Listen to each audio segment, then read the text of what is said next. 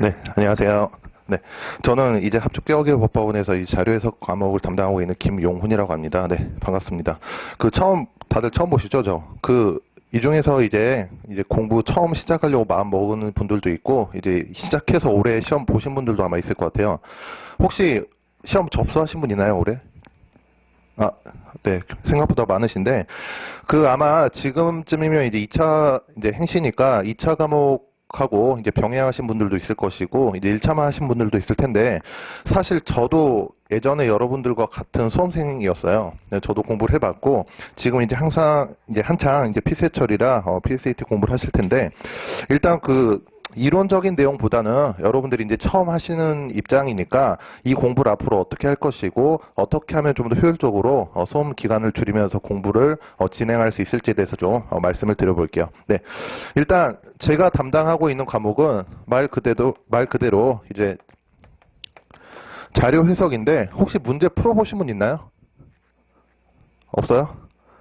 아무것도 몰라요? 보면 마치 수학처럼 생기긴 했어요. 근데 수학은 아니에요, 사실. 엄밀히 말하면. 그냥 산수, 사칙, 연산. 여러분들이 구구단 언제 외우죠? 초등학교 때 외우나요? 전 초등학교 졸업한 지 너무 오래전 해가지고, 구구단 정도만 외우면 충분히 할 수 있어요, 누구나. 그러니까 이거를 수학적으로 접근하신 분들도 있어요. 그리고 그 방법이 맞는 분들도 있어요. 근데 그런 분들은 솔직히 말씀드리면 학원 강의가 굳이 필요하지 않은 분들이에요. 어떤 분들이냐? 본인이 모든 계산을 계산기처럼 암산으로 머릿속으로 다 하시는 분들 있잖아요. 그쵸? 뭐 IQ 한 150, 160 이런 분들. 꼭 IQ가 아니더라도 수적 감각이 아주 뛰어나신 분들은 사실 수학적으로 접근해도 다 풀리긴 해요. 근데 자료 해석이라는 말 자체가 계산이 아니잖아요. 그쵸? 계산이 아니고 이 자료를 해석하는 것이고, 그러면 이 자료는 사실 PSAT에서 딱 여러분들 세 가지만 기억을 하시면 돼요. 가장 많이 보게 될 표, 그 다음에 그림, 마지막으로 보고서. 이 세 가지 유형의 자료만 여러분들이 해석하면 돼요. 아주 쉽죠? 쉽다라고 생각하셔야 돼요. 별거 아니에요, 어떻게 보면. 사실상 이제 구체적으로 그 자료의 형태를 말씀드리면, 표는 이제 매트릭스, 행렬로 표화시켜서 수치를 여러분들께 간략하게 정리해서 제시를 한 것이고, 그림은 여러분들이 일상적으로 그래프라고 알고 있는 것들이에요. 뭐 막대 그래프, 뭐 꺾은선 그래프, 원 그래프, 삼포도 이런 식으로 그림이 그래프가 그림이라는 타이틀로 나오게 되고, 이제 마지막으로 보고서 항목인데, 일단 이런 게 어떤 것인가 보면 여러분들이 지금 자료 받으신 등록 원서 있죠? 사실 이것도 표예요, 표. 이런 형태로 표가 나와서 이 표에 대한 수치를 여러분들이 감각적으로 해석하고 접근하는 거예요. 그러면 이제 자세한 거는 이제 강의 시간에 말씀드리겠지만, 일단 오늘 여러분들이 오셨으니까 이것만은 꼭 알아두셨으면 좋을 것 같아요. 저도 여러분들과 마찬가지로 몇 년 전에 공부를 해봐서 아는데, 처음에 이제 자료 해석뿐만 아니고 저는 뭐 언어나 상황도 공부를 해봤기 때문에 이제 자신 있게 말씀을 드리는 것이지만, PSAT에서 오해하지 말아야 될 거 몇 가지만 말씀을 드릴게요. 이것만 여러분들이 오늘 알아가셔도 이 추운 날 오신 가치를 충분히 하시게 되는 건데, 일단 먼저 여기에 지금 다양한 전공자가 있을 거 아니에요. 그죠? 뭐 법 전공도 있고 경제학 전공도 있고, 여러분들이 학과에서 학교 공부할 때는 뭐 꼭 대학교가 아니더라도 여러분들이 지금까지 공부한 학과 공부, 전공 공부는 보통 이런 식으로 하죠. 기본서 보고 강의 듣고 문제 풀어보고 시험을 보게 되잖아요. 그렇죠? 그러니까 어느 정도 이론적인 베이스 하에서 이 시험을 대비하게 되는데, PSAT는 거꾸로 해야 돼요. 이것을 가장 처음 하신 분들이 간과해요. 무조건 나는 이론서 1회독, 2회독 하고 그 다음에 문제 풀어보고 내가 완벽히 준비를 한 다음에 공부를 시작하겠어. 이게 아니고, 일단 여러분들이 처음이잖아요. 처음이시면 기존에 출제되었던 기출 문제부터 한번 풀어보셔야 돼요. 왜냐하면 이것을 먼저 풀어보신 다음에 여러분들이 이 점수, 그 다음에 시간 조절이 어떻게 되었느냐에 따라서 공부 시작 순서가 달라요. 물론 예를 들어서 일상적으로 이제 보통 요즘, 그러니까 작년 2015년 기준으로 평균 80 정도는 나와야 안정권이에요. 일행이든, 뭐 재경은 딱 80이니까 좀 더 잘 해야겠죠? 혹시 재경분이 있으세요? 난 재경직 준비한다. 네. 정말 잘 하셔야 돼요. 거의 자료 해석을 90점 가까이. 네. 뭐 수치나 이제 경제학 쪽에 그 자신 있으시니까 경제학 지원, 그 재경제 지원하신 거겠지만 일반적으로 그러니까 예외적으로 소수직렬 일부 몇 개를 제외하고는 일반적으로 80을 기준으로 잡으셔야 돼요. 평균. 그래야 여러분들이 안정적으로 3월부터는 2차 공부를 해가지고 7월에 이제 6월 말이나 7월에 있을 2차 시험장에 들어갈 수 있는데 처음에 네 이제 80점이니까 처음에 여러분들이 그 시작은 다들 달라요. 여기서 시작하신 분들도 있고 여기서 시작하신 분들도 있어요. 근데 만약에 그냥 남들과 똑같이 공부를 해가지고 여기서 시작을 하셔야 될 분이 여기서 시작하면 더 오래 걸려요. 시험 특성상. 그리고 아까도 말씀드렸지만 기출을 먼저 보라 말씀드린 게 이 시험이 어떤 성격인가부터 알으셔야 돼요. 이 중에서 혹시 뭐 사트나 리트, 피트, 디트 이런 거 적성시험 문제 풀어보신 분 있나요? 그런 것과도 사실 좀 더 달라요. 그래서 일단 그렇잖아요. 여러분들이 누군가 싸우게 된다고 하면 상대방을 알아야 되는데 미지의 상대라면 너무 무서워요. 안 그래요? 그죠? 그래서 일단 알아야 돼요.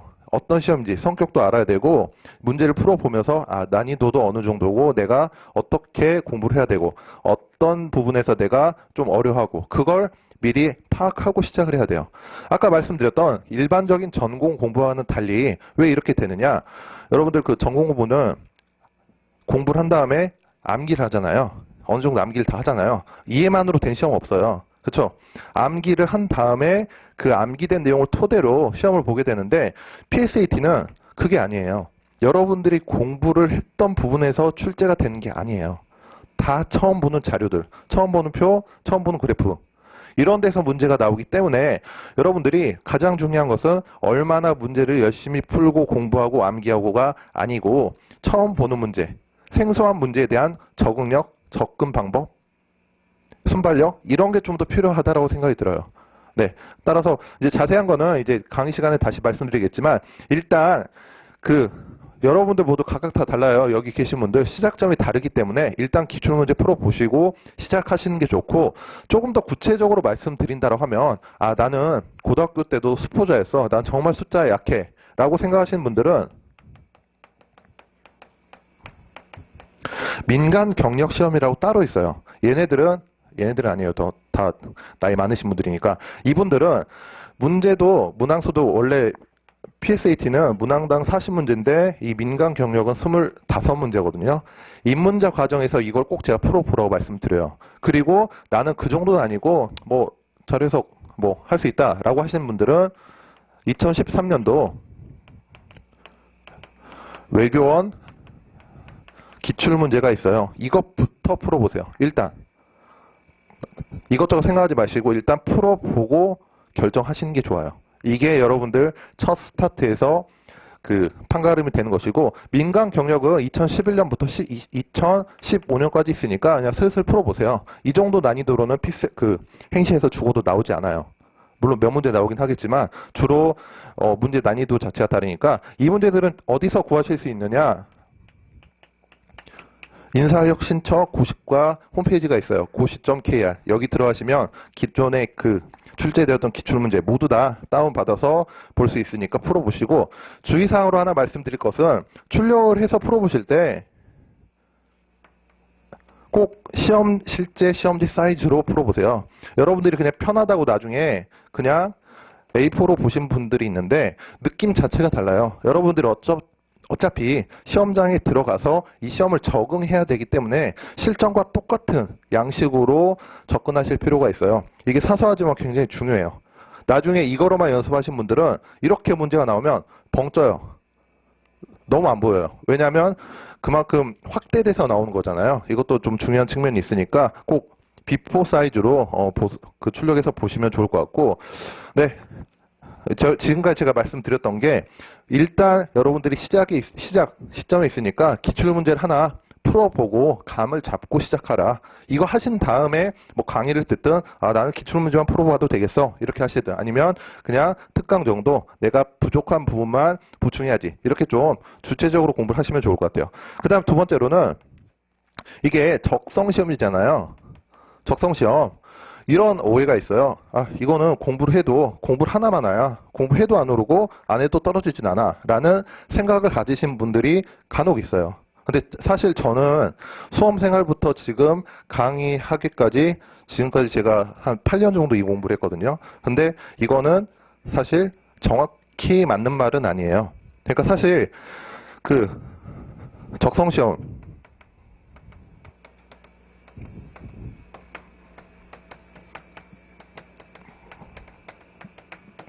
해도 오르지 않은 공부면 뭐하러 해요? 공부 안 하고 가서 시험 보죠. 근데 그게 아니니까 다들 공부하는 거잖아요.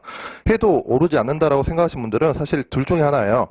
첫 번째는 첫 번째는 공부는 열심히 하셨는데 방향이 잘못되신 분이 있어요. 아까 말씀드렸듯이 이 자료 해석 자체를 다 계산하는 거야. 이건 다 수학이야. 라고 생각하셔가지고 마치 계산 연습만 계속 반복해서 하고 그러면 사실 공부는 하는데 막상 문제 해결 능력이 떨어져요.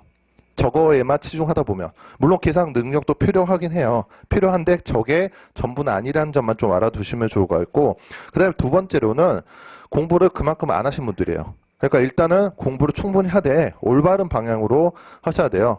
그렇죠? 막 그런 말 있잖아요. 인생은 속도가 아니라 방향이다. 이과분들은 가끔씩 속도가 아니고 속력이라 해야 된다. 벡터가 아니고 스칼라다. 뭐 이런 말씀도 하시는데 그게 중요한 게 아니고 특히 뭐 자료 해석도 마찬가지지만 PSAT에서는 방향이 잘못되면 속도가 무의미해요. 진짜. 네. 따라서 여러분들이 너무 오해는 하지 마시고 세 번째는 제가 아까 살짝 말씀드렸는데 수학이 아니고 단순히 여러분들 사칙 연산만 할 줄 알면 돼요. 그러니까 이 계산을 얼마나 빨리 하느냐가 아니고 문제를 파악해가지고 여러분들이 문제에서 주어진 출제자의 의도를 파악해가지고 결국 내가 판단해야 되는 부분이 어떤 것인가. 시험의 요지를 생각해 볼게요. 공직자를 뽑는데 단순히 계산 연습만 시키겠어요? 아니죠. 여러분들이 나중에 이제 합격을 하시면 이제 5급 사무관이 되시면 가서 한 일이 주로 보고서 작성하고 위에서 보고서 내려오면 그 보고서를 해석해서 전달해주고 이런 일을 주로 하게 될 텐데 보고서는 대부분 숫자가 이런 표로 이루어져 있어요. 뭐 표, 그래프, 차트, 보고서. 따라서 여러분들한테 이런 능력을 테스트하기 위한 것이고 결론만 말씀드리면 여러분들이 수치에 대한 사고력을 기른다라고 생각을 해주시면 돼요. 간단히 말씀드리면. 네, 여기까지 말씀드리면 이제 어느 정도 여러분들이 자료 해석에 대한 자료 해석 강의는 안 한 거예요. 지금 강의가 아니고 이런 것이다라고 가볍게 들어주시면 되고 제가 여러분들이 가지고 계신 책자에 65페이지 보시면 공부 방법론이라고 해놨어요. 공부 방법론이라고 해놨는데 사실 이제 학원 순환별 커리큘럼별로 제가 작성을 해놨는데 거기 나와 있죠. 사실 총 이제 입문부터 이것만 간단히 말씀드리고 맞춰보도록 할게요. 입문, 기본, 그 다음에 심화, 핵심, 그 다음에 실전, 모가 이렇게 이루어져 있는데 사실 이쪽은 이론이고 그 다음에 이쪽은 문제 적응 훈련이라고 하시면 되고 여기 이제 실제로 연습하는 시기라고 생각하시면 되고 오늘이 지금 1월 22일이죠. 사실 지금 이제 이 모강 시즌도 다 끝나가요. 끝나가고 이제 2월 달에는 이제 따로 이제 파이널 특강 정도만 남아 있는데 일단 사실 다 들으시면 좋아요. 처음 시작하신 분들은. 근데 여러분들이 굳이 필요 없다라고 하시는 분들은 골라서 들으셔도 사실 상관은 없어요. 그리고 아까 말씀드렸지만 이론이라고 말씀드렸지만 이건 사실 다 기출에서 추출해가지고 여러분들이 적용할 수 있게 그냥 프레임화 해놓은 것에 불과해요. 그러니까 나중에 여러분들이 공부를 오래 하시게 되면 언젠가 제가 지금 드린 말씀을 이해하게 되실 거예요. 공부를 하면 이거를 소위 체화라고 하거든요. 그러니까 몸에 익혀야 돼요. 그러니까 저는 그렇게 표현했어요. 머리로 암기하는 시험이 아니고 눈이랑 손이 이 감각, 이 눈과 손의 감각이 문제를 기억하고 있어야 돼요. 따라서 어떤 문제가 나오든지 기계적이라기보다는 반사적으로 접근할 수 있는 능력, 그 능력을 갖추는 게 핵심이라고 보시면 돼요. 네. 따라서 거기 순환별 커리큘럼이 나와 있으니까 한번 살짝 읽어보시고, 네, 저는 이 정도 말씀드리면 될 것 같고, 그 설명회 끝나고 나서 제가 1층에 있을 테니까 꼭 뭐 자료 해석이 아니더라도 수험생활 전반에 대해서 뭐 궁금하신 사항이나, 네, 저한테 뭐 개인적으로 질문하실 사항 있으면 이따 와서 저한테 상담 받으시면 될 것 같아요. 네, 저는 여기까지 말씀드리고 다음 과목인 상황판단 선생님 소개시켜 드리도록 하겠습니다. 네, 감사합니다. 네, 반갑습니다. 상황판단을 담당하고 있는 박어령 강사입니다. 네. 김용훈 선생님께서 자료해석 공부 방법론, 학습 방향에 대해서 전반적으로 말씀을 해주셨는데요. 피셋이라는 것이 사실 각 과목별로 소재적인 아니면 방법론적인 측면에서 좀 다른 측면이 있지만 큰 줄기, 여러분들이 임하셔야 될 어떤 자세는 거의 대동소이하다고 보시면 될 거예요. 아까 김용훈 선생님께서 맨 마지막에 말씀하셨죠. 이 시험을 대비하기 위해서는 머리에서 지식적으로 해당하는 텍스트 내용들을 해석하고 풀어내는 그런 과정이 아닙니다. 저도 상황판단 과목을 맡고 있지만 상황판단 역시 마찬가지의 그런 정신으로 입각을 해서 여러분들이 대비를 해주셔야 됩니다. 상황판단 과목이 가지고 있는 어떤 특징 부분에 대해서 여러분들께 이렇게 간략하게 말씀을 드리고 앞으로 한 1년 정도, 1년 조금 넘게 남은 이 기간 동안에 어떤 형태로 학습을 해 나가셔야 될까 혹은 아마 2차 대비까지 같이 하셔야 되기 때문에 피셋 비중이 조금 줄어들 수밖에 없을 것이고 상대적으로요. 그 중에서도 상황 판단이 가지고 있는 그 비중은 더 적은 편입니다. 자료 해석이 가장 많은 큰 비중을 차지하게 되실 거예요. 자료 해석에 대한 그 부담감이 가장 크기 때문에. 그러면 상황 판단을 어떤 식으로 대비하셔야지 최소한의 시간으로 가장 큰 효율성을 얻어낼 수 있을 것인가. 거기에 좀 초점을 맞춰서 말씀을 드리도록 하겠습니다. 일단 상황 판단이라는 게 도대체 어떤 시험인가 모르시는 분들이 많을 것이기 때문에 제가 상황 판단을 구성하고 있는 크게 4가지 요소 자체에 대해서 일단 먼저 말씀을 드리고 그러면 이 시험을 대비하기 위해서 어떤 것이 중요한가에 대해서 좀 초점을 맞춰서 말씀을 드리겠습니다. 상황 판단이라는 것은 이 상황이라는 것이 총 4가지의 어떤 소재적인 측면으로 구분된다고 보시면 돼요. 여러분들 다 수능 보셨죠? 수능 보고 들어오셨죠? 어디 들어오셨습니까? 합격 못하고 들어오신 게 아니고 대학에 들어가셨죠? 그러면 수능에서 보듯이 언어 중심의 비문학 텍스트들이 있었죠. 그 비문학 텍스트와 비슷한 형태를 띠고 있는 설명문 중심의 언어 유형이 있습니다. 글씨 잘 보이시나요? 뒤에 계신 분들도. 그 다음 2번째, 이 녀석이 상황 판단에서 독보적인 그런 자리를 차지하고 있는 법규 유형입니다.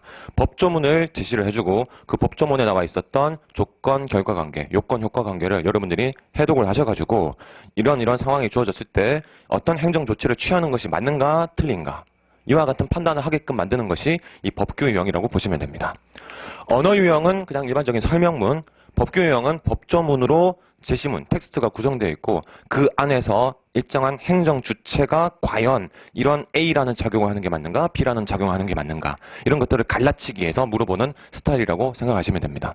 3번째, 요 녀석은 자료 해석과 좀 겹치는 부분입니다. 계산 유형이에요. 계산 유형이라고 해서 사칙 연산, 구체적인 숫자 주고 우리가 수학의 정석에서 공식 주면 그거 가지고 풀듯이 그러니까 숫자 자체만 나오는 게 아니고요. 여기에서도 마찬가지로 주된 수치 자료는 도표 형태로 제시가 됩니다. 도표 안에 많이 나와 있는 그 숫자 값들 사이에서 어떤 일정한 법칙성을 발견하셔가지고 각각의 인물, 국가, 기관 등등 사이에서 결과값이 어떻게 대소 비교돼야 되는가. 그러면 그렇게 대소 비교된 그 결과물을 가지고 누가 1등인가, 누가 2등인가, 누가 꼴찌인가 이런 것을 판별해내는 형태라고 그냥 간략하게 생각하시면 됩니다. 도표를 가지고 도표에 나와 있는 수치 항목들의 합산값을 사칙 연산을 통해서 만들어내시고 그렇게 만들어진 결과물을 하나씩 비교하는 형태라고 생각하시면 됩니다. 제일 특징적인 것이 이 상황 판단을 어렵게 만드는 가장 중요한 요소, 가장 핵심적인 요소는 4번째로 등장하는 퀴즈 스타일입니다. 퀴즈라는 것은 퍼즐 맞추기라고 생각하시면 돼요. 퍼즐 맞추기라는 것은 여기 계신 한 7분, 8분 정도의 사람이 이제 등장하게 된다면 각각이 지닌 전공 아니면 뭐 직업, 성별 이런 게 다 다를 수가 있겠죠. 출신 같은 것들도. 그와 같은 것들을 이 계산 문제처럼 A라는 인물, B라는 인물, C라는 인물, D라는 인물 쭉 주고 이 사람들이 각각 가진 직업이 어떤 형태로 되어 있는가 다 처음에는 만들어 놓고 실제 문제에서는 이 녀석들을 다 쪼개 놓습니다. 쪼개 놓고 하나씩 하나씩 퍼즐을 맞추어서 이와 같은 연결고리가 최종적으로 완성이 되게끔 여러분들이 추론을 해내시게끔 하는 형태의 문제라고 보시면 돼요. 물론 이건 말고 다른 스타일도 있지만 퀴즈 스타일 자체가 원체 이것저것 많이 갈리기 때문에 한 번에 다 설명드리기는 어렵고요. 어떤 형태다? 퍼즐 맞추기다. 이렇게 생각하시면 됩니다. 쪼개져 있는 정보들을 하나로 합산화해서 퍼즐을 맞춰야 된다. 이런 큰 4가지 유형으로 상황 판단은 구성이 되어 있습니다. 그러면 상황 판단을 공부하기 위해서 법규 등장하니까 법조문 달다 외우고 법학 공부를 따로 해야 될 것인가, 언어 문제 등장하니까 다양한 언어 텍스트들, 그 배경이 되는 배경 지식 부분을 별도로 학습을 해야 될 것인가, 그런 식으로 접근해서는 여러분들 2차 공부하실 시간이 없습니다. 당연하겠죠. 그렇죠? 여러분들은 대부분의 비중을 2차 과목 준비에 하셔야 되고, 이 녀석들을 대비하는 데 있어서는 가장 효율적인 방식으로 학습을 하셔야 돼요. 가장 효율적인 방식은 어쩔 수 없긴 하지만 실제 이게 가장 최선의 방법이기도 합니다. 여러분들 가운데서는 실제 이제 제가 수업을 했을 때 그 수강생 분들도 어떤 식으로 기출문제를 분석하셨는가 물어보면 그냥 연도별로 2008년도, 2009년도, 2010년도, 2011년도 이런 식으로 연도별로 그냥 순차적으로 1번부터 40번까지 쭉 풀어보시는 분들이 계신데요. 그와 같은 방식은 이 각각의 유형이 가지고 있는 문제 해결의 스타일, 문제 해결의 패턴, 어떤 정신을 이 각각의 문제들에서 요구하고 있는가, 이거를 보기 어렵게 만듭니다. 여러분들이 가장 처음에 기출문제를 분석하실 때도 일단 처음에는 한 해년치 정도를 맛보기로 풀어보시고 거기에서 내가 이런 스타일의 유형은 강하고 저런 스타일의 유형은 약하구나, 이것을 좀 파악을 하신 상태에서 어떤 식의 학습 방법을 취하셔야 되는가, 각각의 유형별로 어떤 특징이 있는가를 구체적으로 하나씩 확인해 나가셔야 됩니다. 예를 들어 보겠습니다. 지금 첫 번째로 언급한 이 언어 유형 있죠? 이 언어 유형이 언어 논리에도 비슷한 형태로 등장하게 되는데요. 언어 유형이 언어 논리에 등장할 때는 어떤 것들까지 나오게 되는가? 주장문. 여러분들 일반적으로 논설문이라고 흔히 알고도 계셨던 그와 같은 주장과 근거가 복합적으로 연결되어 있는 글들이 많이 등장합니다. 그러면 뭘 물어보겠습니까?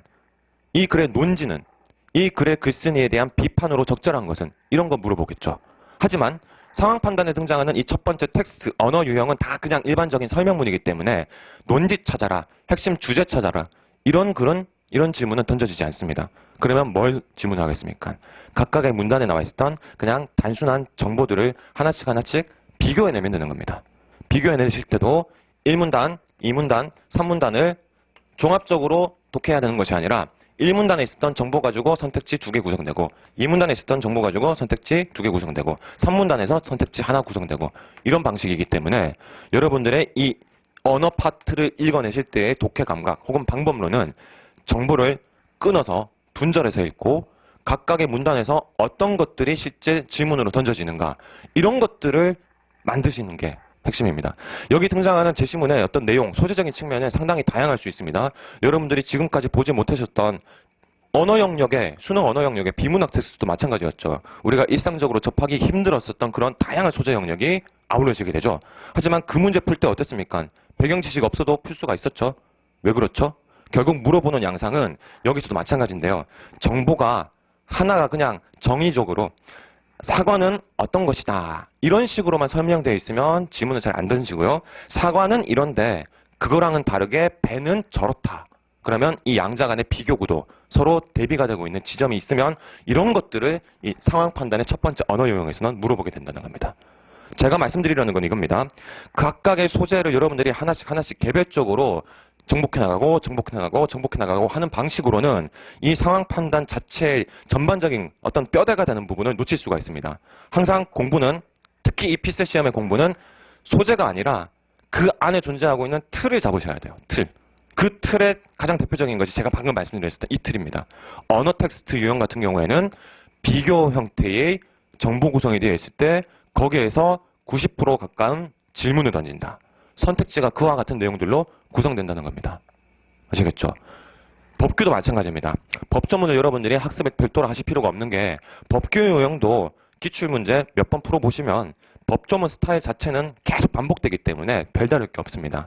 소재만 달라지지 그 뼈대가 되는 부분은 항상 동일하게 반복이 되기 때문에, 그러면 그와 같은 동일하게 반복되는 구조 안에서 계속 뭘 물어보는가를 여러분들이 찾으시는 거예요. 예를 들어서 A라는 구청과 B라는 어떤 구청이 있다고 하겠습니다. 그러면 소재지에 따라서 어느 인물이 어느 소재지에 살고 있느냐에 따라서 이 인물에게 어떤 행정적인 작용을 할 때 A 구청이 그와 같은 주체가 되어야 될지 아니면 B 구청이 주체가 되어야 될지 이런 것들이 달라지겠죠. 그러면 그거 정확하게 연결고리 만들어 주시면 되고요. 그 다음 여기 앉아 계신 분들께 이제 과태료를 문다고 치겠습니다. 근데 과태료를 물려고 하면 여러분들이 어떤 잘못을 저지르셨어야 돼요. 그런데 그 잘못의 개수가 세 가지가 있는데 그 세 가지를 다 충족을 했을 때 그 세 가지를 다 잘못을 했을 때 과태료를 문다. 아니면 셋 중에 하나라도 잘못을 하면 과태료를 문다. 이런 식의 구조가 나눠질 수가 있는 겁니다. 그때 상황에서 여러분들이 이 사람이 과연 과태료를 물어야 되는 상황인가 물지 않아도 되는 상황인가의 판단의 기준을 하나씩 잡아나가시면 되는 거예요. 법조문을 여러분들 비법학도 분들도 계실 건데요. 법조문 형태의 문제를 절대로 어려워하실 필요가 없습니다. 법규 자체가 가지고 있는 틀은 계속 반복되고 내용적으로 몇 가지 핵심 요건 효과 관계를 읽어내는 눈만 길러두시면 큰 문제 없이 이 법학 스타일의 문제들을 해결하실 수가 있어요. 자신감 가지셔도 된다는 겁니다. 법학 공부 어차피 행정법 공부를 하시게 될 것인데 행정법의 범위를 더 넘어서는 그런 문제들이 나오게 될 것인데 전혀 겁내실 필요가 없습니다. 다 해결할 수 있습니다. 저도 국문학과 출신이지만 지금 법규 문제 나오면 아유 쉽다라는 느낌으로 접근할 수가 있습니다. 그만큼 유형 안에 틀이 있다는 것이죠. 계산 문제, 퀴즈 문제도 마찬가지입니다. 여러분들이 사칙 연산을 하시는 그런 기본적인 능력은 갖추고 계셔야 될 것인데요. 계산 문제에서도 제가 아까 말씀드렸었죠. 첫 번째 이 A부터 E까지 5개의 어떤 기관이 있다면 이 기관의 평가 점수를 매긴다는 그런 구도가 상당히 많이 등장하게 됩니다. 이런 스타일, 여러 가지 항목들 사이에서 비교를 해서 그 비교의 결과물을 가지고 순위를 매기는 이런 형태의 문제가 한 절반 정도 차지한다 생각하시면 돼요. 그러면 나머지 절반의 스타일은 여기에서 조금씩 변형되는 겁니다. 비교를 한 번에 다 끝낼 수 있는 게 아니라 일정 부분은 빈칸으로 남겨두어서 여기에 추가적으로 A라는 상황이 발생했을 때 2번 상황이 발생했을 때 3번 상황이 발생했을 때 각각의 상황별로 이 비교 순위가 조금씩 달라질 수 있을 거예요. 그러면 그 달라지는 상황별로 순위 설정을 다시 해줄 수 있는 그런 스타일이라는 겁니다.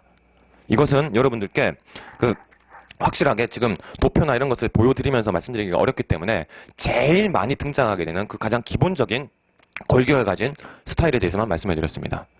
퀴즈 유형도 마찬가지입니다. 퀴즈, 퍼즐 막 상당히 복잡하고 이것저것 다른 소재가 등장할 것 같지만 뼈대는 아까 말씀드렸죠. 한 인물들 사이에 정보들이 어떤 사람은 변호사, 어떤 사람은 검사, 어떤 사람은 사무관, 어떤 사람은 국장 이런 식의 직업 계열 그 다음 각각의 인물이 가지고 있는 취미 계열 이런 정보들이 흩어져 있으면 어떤 방법론에 입각해서 이 흩어진 정보들을 하나로 계열화 시킬 것인가 그 틀은 이미 갖추어져 있습니다. 여러분들은 그 틀만 정확하게 잡아두시면 뭐가 가능한가? 소재가 달라지더라도 방법론 자체가 얘네들은요. 이 퀴즈 스타일 문제들은요. 처음 보시면 어렵지만 그 방법론만 정확하게 갖춰주시면 순서, 문제 푸는 순서가 똑같이 반복이 됩니다. 표 만들고 정보 중에서 딱딱딱 바로바로 대응시킬 수 있는 거 집어넣고 미지수로 남는 부분은 나중에 이건 지금 다 말씀드릴 수가 없어요. 뭐 경우가 이렇게 나뉠 수가 있는데 그렇게 경우가 나뉠 때 어떤 식으로 처리를 해줘야 되는가 그런 방법론 같은 것들은 이미 다 구축이 되어 있습니다. 그래서 여러분들이 기출문제를 풀어보시는 그러한 초기 단계 학습을 하실 때 어떤 것에 주안점을 두셔야 되는가 제가 말씀드렸던 이 4가지 유형별 방법론은 이건 어디까지나 큰 범위에서만 말씀드린 거고요. 그 안에서도 세부적으로는 조금씩 틀이 달라질 수가 있지만 결국에는 틀을 익히는 싸움입니다. 틀. 문제가 어떻게 구성되나 그 뼈대, 흐름을 익히는 싸움이지 절대로 소재별 내용학습에 여러분들이 치중을 하셔서는 안 되는 시험이라고 명심을 해주셔야 됩니다. 상황 판단뿐만 아니라 언어논리 과목도 이와 같은 방식의 접근이 당연히 필요한 것이고요. 그러면 실제 이제 여러분들께서 이와 같은 기출문제를 쭉 정리하고 난 상태에서는 어떤 것을 하셔야 되는가. 기출문제 자체를 가지고 이제 대부분 어느 정도 수준까지는 다 학습이 마무리가 되실 수가 있는데요. 그래도 아까 김용훈 선생님께서 말씀하셨던 것처럼 이것이 본인의 몸에 실제로 체화되었는가, 체화되지 않았는가 이런 것을 확인하기 위해서는 모의고사 과정을 여러분들이 좀 진행을 하신다거나 아니면 유사시험 영역, 상황 판단과 연결될 수 있는 고리가 리트 법학적성시험, 추리 논증이라는 과목이 있습니다. 그와 같은 추리 논증, 유사 기출 시험 문제들을 또 별도로 풀어본다든가 하는 형태로 여러분들께서 익히신 요 기본적인 기출 문제에 대한 분석의 틀을 조금씩 스스로 몸에 체화를 시켜 나가셔야 됩니다. 이 시험은 체화를 하는 게 가장 중요하지 지식적인 암기가 물론 필요하지만 차지하는 비중은 그렇게 높지 않다고 보셔야 됩니다. 자, 상황 판단과 관련돼서 큰 맥락에서 이렇게 말씀을 드렸습니다. 실제 여러분들께서 앞으로 이제 본격적인 공부를 시작하시게 되면 이거는 여담인데요. 상황 판단이 차지하는 여러분들의 학습 시간 비중이 제일 작을 거예요. 일단 제일 첫 번째 경험적인 건데요. 한 50% 정도가 자료 해석에 시간 투자를 하십니다.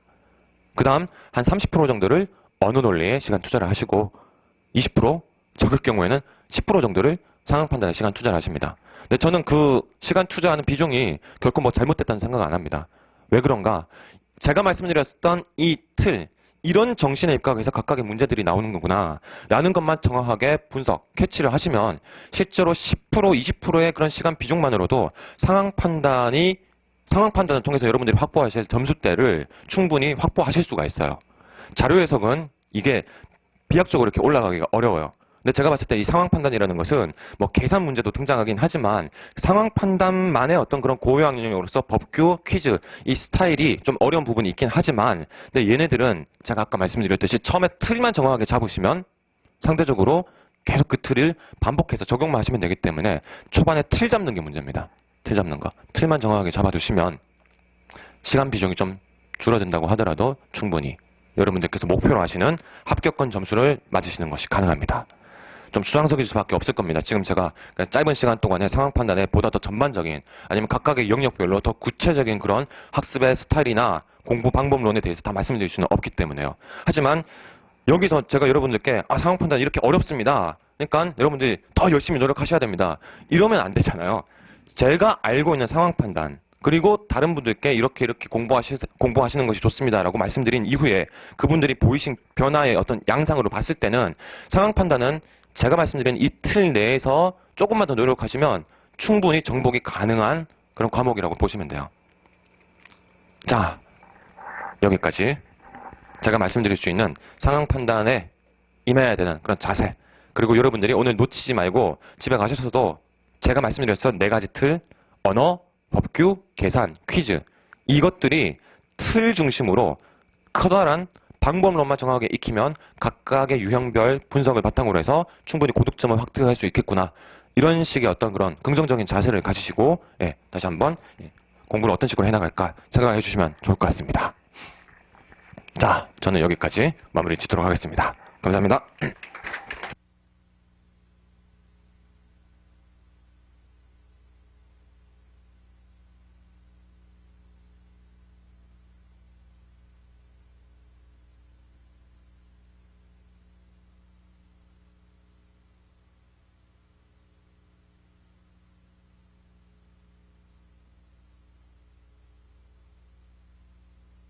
네, 긴급 지령이 떨어졌습니다.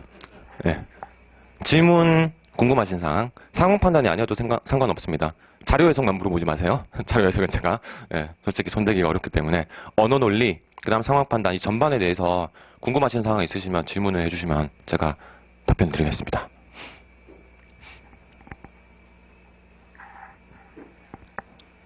피셋 시험 경험해 보신 분 계신가요?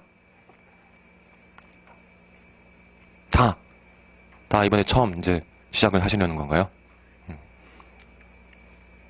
그러시면 일단 최대한 빠른 시간 내에 아마 김용훈 선생님께도 말씀하셨을 것인데 최근 기출은 조금 이제 뒤로 밀어두시고 그 한 2011년 이후에 나왔었던 기출 중에서 아무거나 하나 잡아셔가지고 시간 제한을 좀 두신 상태에서 한번 풀어보시는 것이 좋습니다. 각각의 그 과목별로 어떤 문제들이 등장하는가 제가 일단 기본적인 틀은 말씀을 드렸지만 구체적으로는 여러분들이 각각의 텍스트를 한 번씩 읽어보셔야지 이런 시험이네 라는 게 감이 잡히실 거고요. 그 다음 제가 아까 말씀드렸던 각 유형별 방법론이라는 것이 실제로 선택지 보니까 1번 선택지 1문단, 2번 선택지 1문단, 3번 선택지 2문단 이런 식으로 분절되어 있네? 이런 것들을 여러분들이 실제로 확인하시면 이거 충분히 내가 이 틀만 익히면 학습을 바탕으로 해서 그 합격권 점수를 얻을 수 있겠구나. 이런 감각을 여러분들이 이제 확인하시는 게 필요하실 겁니다. 자, 다음 주자분께서 오셨기 때문에 여러분들 질문 없으시면 저는 이만 다시 물러나도록 하겠습니다.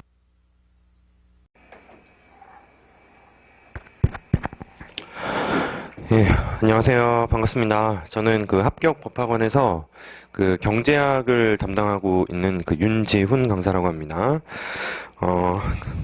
여러분들 그 오늘 설명회가 지금 5급 공채인가요? 맞습니까? 네. 자, 오늘 여러분들이 아마 일단 이 시험을 준비하는 과정에서 궁금한 사항들이 굉장히 좀 많기 때문에 아마 여기 오신 거라고, 이 추운 날 여기 오신 거라고 생각해요. 자, 제가 말씀드릴 수 있는 부분은 물론 이제 경제학과 관련된 부분이긴 한데요. 일단은 지금까지 여러분들이 설명을 들으신 1차 과목하고요. 크게는 2차 과목으로 이 시험이 나뉘고 있잖아요. 2차 과목에 대한 이야기 또는 순환에 대한 이야기, 이런 것들을 제가 여러분들에게 조금 해드릴 수 있을 것 같습니다. 자, 일단은 제가 이 경제학을 담당하고 있고 또 재경직렬을 준비하시는 분들에게는 재정학까지 그리고 국제경제학까지 담당을 하고 있어요. 그리고 일단 여러분들이 공통적으로는 어떤 직렬을 준비하시건 아마도 이 경제학을 좀 하셔야 될 거라고 판단이 되기 때문에 이 경제학에 대해서 간략하게 소개를 시켜드리도록 하겠습니다. 자, 일단 여러분들이 어릴 때는 지금 이제 재학 중을 말씀드리는 건데요. 예, 여러분들 경제학 수업 학교에서 들어보신 적 있습니까? 있어요? 자, 전공하신 분들도 계시겠죠. 그죠? 자, 일단은 기본적으로 이 경제학이라는 과목 자체가요, 문과생들이 일단은 이 시험을 많이 준비한다는 전제하에, 이제 경제학이 약간 수학적으로 약간 좀 사고를 좀 요구를 해요. 이 수학적인 사고를 좀 요구를 하다 보니까요, 이게 아무래도 이제 대학교를 다니면서 학부 시험을 보시건 전공 시험을 보시건 약간 논술형으로 이제 진행을 하면서 이제 여러분들이 공부를 해오시지 않았습니까? 그죠? 그런데 이 경제학이라는 과목도 사실 목적으로 따지면은 논술이 맞아요. 논술이 맞습니다. 사회에 발생한 현상을 이제 논술이라는 어떤 토대를 통해서 이제 답안에 현출하고 교수님과 대화를 나누는 이런 시험이 일단은 2차 시험이라고 볼 수가 있는 건데요. 문제는 이 경제학이라는 과목은 약간 수학적인 센스를 조금 요구를 합니다. 예, 그래서 많은 분들이 이제 재밌다라고 하시는 분들도 있지만 조금 더 많은 분들은 내가 대학교 들어와서 이제 그동안 잊고 살았던 이 수학이라는 과목 있지 않습니까? 그죠? 얼마나 좋았어요. 네. 아쉬웠던 분들도 계시겠죠. 어릴 때 수학을 너무 좋아했기 때문에 대학에 들어와서 이제 내가 수학과 관련된 게 없으니까 이제 재미가 없다, 인생에 낚시 없다, 이렇게 말씀하시는 분들도 있겠지만 조금 더 많은 분들은 이 웬걸 수학이 빠지니까 이제 공부할 맛이 난다라고 생각하시는 분들은 경제학과 함께 여러분들이 이 시험을 준비하시는 이제 어떤 마음을 다잡으신 그 순간부터 이 경제학과 함께 다시 한번 옛날 추억으로 다시 되돌아갈 수 있는 그런 이제 좋은 기회가 됩니다. 반갑죠? 즐겁죠? 그래도 다행인 것은 그렇게 고난이도의 수학을 요구하진 않아요. 수학적인 센스를 요구하는 것과 실제로 어려운 문제를 풀어내는 것은 분명히 능력이 좀 다릅니다. 여러분들이 어릴 때 수학적 센스가 조금 부족했다, 그래서 나는 암기를 통해서 커버를 했다. 하지만 경제학에서는요, 여러분들한테 엄청난 미분을 요구하지도 않고 적분식을 요구하지도 않아요. 하지만 미분을 하는 이유와 적분을 하는 개념, 이런 것들을 실제로 요구를 한단 말이에요. 따라서 여러분들이 초반에 방향을 잡아주셔야 되는 이 방향성이요, 일반적인 사회학문은 기본적으로 암기가 베이스예요. 용어도 암기를 하셔야 되고, 이제 개념도, 정의도, 이런 어떤 누가 무슨 말을 했는지, 이런 것들을 좀 암기를 하셔야 되지 않습니까? 거기로부터 이제 자신의 사고가 덧대지는 거잖아요. 하지만 경제학은 일단 기본적으로 처음부터 여러분들이 어릴 때 구구단을 암기를 한다라는 거 이런 부분은 정말 암기라고 볼 수도 없지 않습니까? 어릴 때부터 이제 수학을 공부했을 때는 연습을 하시고, 그래도 이해를 하려고 노력을 하고, 정 안 되는 부분에 국한해서 조금씩 암기를 해 나가거나 아니면은 이제 포기를 하지 않습니까? 그죠? 자, 경제학도 마찬가지로 여러분들이 이제 좀 고민을 좀 많이 하셔야 되는 과목 중에 하나가 될 텐데요. 그리고 많은 수험생분들이 또 실제로 이제 본인들의 속성과 좀 많이 맞지 않기 때문에 좀 고민들을 많이 하고 신경을 많이 쓰시는 과목이에요. 자, 그래서 이 과목 마찬가지로 이제 여러분들이 이해를 베이스로 기본에 충실하셔서 이제 공부를 해 나가시는 거를 이제 기본적인 전제로 삼고 있는 과목이라고 보시면 되겠습니다. 자, 물론 제가 알기로 오늘 소개해 드릴 수 수 있는 과목이 경제학이라고 하는데요. 뭐 기타 과목들이 소개되어 있지 않지만 실제로 기타 과목들은 공부를 해 나가시면서 법학 과목을 제외한 나머지는 여러분들이 해오신 공부하고 별반 차이가 나지 않습니다. 자, 일단은 제가 소개해드리는 부분에서 미시경제학과 거시경제학을 간단하게만 소개를 시켜드릴게요. 자, 미시경제학은 사회학문에서 미시적으로 분석을 한다라는 개념에서 실제로 미시적이라는 개념은요, 이제 저 사람 한 사람을 놓고 보는 거예요. 저 사람이 만약에 오늘 점심에 뭐 남들은 다 뭐 국밥을 먹는데 저 사람은 지금 현재 뭐 피자를 혼자 시켜 먹고 있어요. 그럼 거기에 대해서 그 사람의 어떤 그 개인적인 성향을 분석하는 것이 바로 미시경제학입니다. 이 사람은 자신이 그 부여하는 가치가요, 국밥 쪽보다는 피자 쪽이 훨씬 더 높은 거예요. 그렇기 때문에 일단 기본적으로 다른 사람들이 밥을 먹으러 갈 때 나는 피자를 먹으면서 나의 효용이 극대화될 수 있기 때문에 예산이 제한적이기 때문에 뭐 밥도 먹고 피자도 먹을 수는 없는 거 아니겠습니까? 선택의 문제잖아요. 미시경제학은 바로 그런 문제입니다. 무언가를 극대화시켜야 되겠는데요. 보편적으로 우리는 이 소비자 입장에서는 효용을 극대화시킨다라고 표현을 하고 있고요. 그 다음에 생산자 입장에서는 이윤을 극대화시킨다라고 표현을 하고 있어요. 따라서 자, 주어진 재원이 한정적이기 때문에 경제학이 필요한 겁니다. 우리나라가요, 뭐 저기 한강에 뭐 가서 바가지 한번 탁 풀면은 막 황금물이 막 떠다니고 이러면은 경제학이 필요가 없어요. 그러니까 원하는 대로 살면 되잖아요. 하지만 그것이 아니고 예산도 제한적이고 뭐 우리나라에 주어진 재원도 제한적이기 때문에 또 기업들의 예산도 제한적이잖아요. 그 와중에 최대한의 효율을 내도록 우리가 방향을 설정하는 과목이 바로 미시경제학이에요.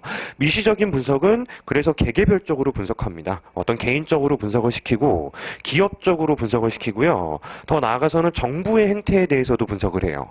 미시경제학은 이런 것들을 약간 그래프와 수식적으로 풀어가는 과목이다. 이렇게 생각하시면 되겠습니다. 자, 거시경제학은 재밌어요. 거시경제학은 저 사람이 지금 오늘 피자를 먹었죠. 그죠? 피자를 먹었으면은 그 사람의 주변부를 검토하는 거예요. 뭐 예를 들어서요. 저 사람이 어제 뭐 직원들하고 좀 다퉜기 때문에 피자를 좋아해서뿐만 아니고 실제로 주변과의 관계가 조금 예전에 비해서 소홀해졌기 때문에 같이 밥 먹으러 못 나갔다. 뭐 이런 분석을 하는 것이 이제 거시적 분석이라고 사회학문에서 말하지 않습니까? 예, 거시경제학은요. 실제로 유기적이라고 봐요. 어떤 A라는 사람이 불가치화를 내면은 B라는 사람도 거기에 동조해서 약간 또 오바스러운 행동을 할 수도 있는 것이고, 거기에 따라서 다시 한번 A도 또 다시 한번 충격을 먹어가지고 이제 화가 또 솟구칠 수도 있는 거고요. 자, 실제로 경제에 여러분들 그 신문 기사에 나오는 것들 있죠. 네, 신문 기사에 뭐 저기 뭐 GDP, 그다음에 환율, 그다음에 뭐 고용, 실업, 뭐 비슷한 맥락이네요. 자, 뭐 화폐, 뭐 통화량, 뭐 기준금리, 뭐 통화당국이 기준금리를 떨어뜨릴 때만에 이런 기사들을 많이 보지 않습니까? 어떤 하나의 액션은 거시의 전반적인 어떤 그 유기적인 관계를 통해서 다 돌고 돌아요. 그렇기 때문에 실제로 여러분들이 거시경제학에서 풀어내야 되는 문제는 이런 문제들이 있습니다. 우리나라가 지금 원유가가 떨어졌죠. 그죠? 원유가의 하락이 이 경제의 중요 변수에 미치는 모든 것들, 메커니즘을 여러분들이 한번 설명해봐라. 이런 문제가 나오게 되는 거예요. 근데 거기다 대고요. 여러분들이 신문기자처럼 원유가가 떨어졌으니까 우리가 이번에 그 기름 소비 때문에 그 금전적으로 좀 혜택이 많이 발생해서 외식이 늘었어. 소비가 증가한다. 이렇게 직관적으로 설명하게 되면은 답안이 중구난방이 되지 않겠습니까? 그럼 더 이상 이제 어떤 이제 객관성을 좀 평가를 해야 되는 시험의 기준이 되지 못해요. 따라서 모형이 필요하게 되는 겁니다. 기본 가정에 따라서 이제 모형이 필요하게 되고, 예, 그 가정에 벗어나는 거에 대해서는 뭐 다른 학파가 또 다른 어떤 가정에 의해서 주장을 하게 되고, 이런 것들이 약간 논쟁이 있는 파트가 거시경제학이에요. 따라서 미시경제학은 답이 무조건 하나예요. 거시경제학은 답이 조금 다양해질 수 있고, 여러분들이 개별 모형별로 여러분들 스스로 이 가정을 어떻게 적절하게 세웠느냐에 따라서 원유가가 떨어졌을 때 우리나라의 환율에 미치는 효과, 원유가가 떨어졌을 때 실제로 우리나라의 뭐 실업률에 미치는 효과, 이런 것들을 실제로 모형을 통해서 분석하는 과목이 또 거시경제학입니다. 그 와중에는요, 또 마찬가지로 약간의 어떤 그 미분, 또 뭐 수학적인 센스, 이런 것들을 요구하긴 하는데요. 어릴 때 수학이 적성에 맞지 않았던 분들도 큰 걱정은 안 하셔도 괜찮습니다. 초반에만 조금 남들보다 조금만 더 노력을 하면 충분히 여러분들이 이 경제학에서 요구하는 수학적인 센스는 따라갈 수가 있고요. 대신 초반에 또 겁먹으셔가지고 도망치시면은 실제로 앞으로 뭐 2년이 지나건 3년이 지나건 경제학이 머릿속에서 체계가 잡히지 않는 이런 또 한계를 가지고 있기 때문에 조금만 고생한다 생각하시고 눈 딱 감고 한 반년 정도만 이제 수학적인 부분에 대해서 자꾸 노력을 많이 하시다 보면요. 경제학이라는 과목은 아마 여러분들에게 굉장히 효자 과목으로 많은 분들이 여전히 암기 쪽으로 포기를 하시는 분들이 조금 있기 때문에 실제로 여러분들이 2차 시험장 들어가셔가지고요. 1점 사이에 막 몇십 명이 계신 거예요. 0.1점 차이에도 막 거의 뭐 몇십 명이 있을 수도 있는 굉장히 좀 난이도가 있는 시험이기 때문에 경제학 과목에서는 차이가 나면 30점까지 차이가 납니다. 그죠? 30점이라는 총점 차이는요. 이거는 당락을 결정하는 그 포인트뿐만 아니고요. 합격을 해도 그냥 여러분들이 가마를 타야 되는 합격이 되는 거예요. 따라서 일단 여러분들이 빠른 시간 내에 합격하는 것이 목표라고 저도 여러분들이 여러분도 아니죠. 오래 걸려가지고 합격하는 게 목표가 아니지 않습니까? 갑자기 어느 날 나타나가지고 이 친구가 뭐 했나 싶었더니 여러분들이 준비하시는 시험에 합격해가지고 깜짝 놀래키는 게 목표 아니겠습니까? 예, 그러기 위해서는요. 넘으셔야 되는 벽인데요. 이 경제학을 좀 커버를 좀 하셔야 되는 이런 부분이라고 보시면 되겠습니다. 물론 제가 지금 아무리 많이 말씀을 드려도 여러분들이 시험장에서 어떤 걸 대비하셔야 되는지는 본격적으로 공부를 시작하시고 그 다음에 진행을 하시고 순환 코스를 밟으시고 이러면서 이제 빠른 속도로 1년 안에 붙어야 되겠다. 뭐 이런 공부를 진행하신 상태에서 좀 확인할 수가 있으니까요. 간단하게 순환 과정에 대해서 조금 말씀을 드리도록 할게요. 자, 여러분들 관심 가지는 것 중에 분명히 이제 이 학원가에 존재하게 되는 순환에 대해서 2차 순환에 대해서 분명히 고민이 좀 있으실 겁니다. 뭐 궁금증이 좀 있으실 거 아니겠어요? 자, 순환은 일단 기본적으로 초반에 예비 순환이라는 과목이 있어요. 자, 우리의 목표는 문제를 푸는 거예요. 그죠? 교수님하고 그 맞대응을 해가지고요. 여러분들이 면접을 보지 않습니다. 답안에 여러분들이 교수님이 내신 문제를 얼마큼 깔끔하고 예쁘게 제한된 시간 내에서 요약을 정리하셔가지고요. 여기에 답안을 현출하셔가지고 제출하는 거예요. 그럼 교수님은 그걸 보시면서 이 친구는 내 질문에 대해서 정확히 인지를 하고 있구나. 게다가 시간 내에 모든 것들을 다 해결을 했구나. 이런 것들이 일단 시험의 목적이라고 말씀드릴 수가 있는데요. 자, 그 부분을 본격적으로 준비하는 거는 사실 2순환이라고 볼 수가 있습니다. 2순환부터 본격적으로 문제를 푸시게 되고 그 다음에 한 번 더 순환을 반복하면서 이제 시험 직전에 여러분들이 대비를 하시는 3순환이라고 있고요. 그리고 여기 1순환이라는 개념이 그 예비순환 다음에 있는데요. 예비 1, 2, 3을 여러분들이 고민하실 필요는 없습니다. 공부의 스텝 정도로 생각하시면 될 것 같은데요.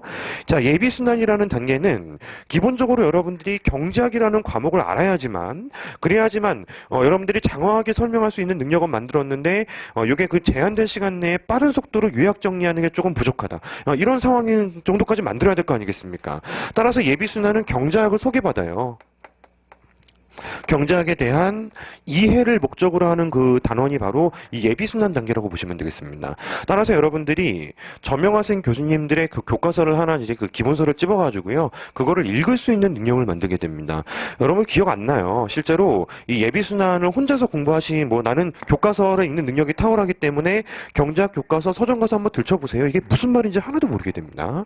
여러분들이 처음에 중학교 때 저기 대학교 전공서적을 읽는다고 해서 한글을 읽고는 있지만 뭐를 말하고 싶은지는 모르는 것처럼 경제학에 대해서 사실 깊은 이해를 좀 요구하는 편인 것 같아요. 이 시험은 특히 그렇습니다. 따라서 시험을 대비하기 위해서는 경제학이라는 과목을 소개받아야 되는데요. 제가 방금 말씀드린 것처럼 실없는 피자 얘기를 가지고 소개받는 것이 아니고요.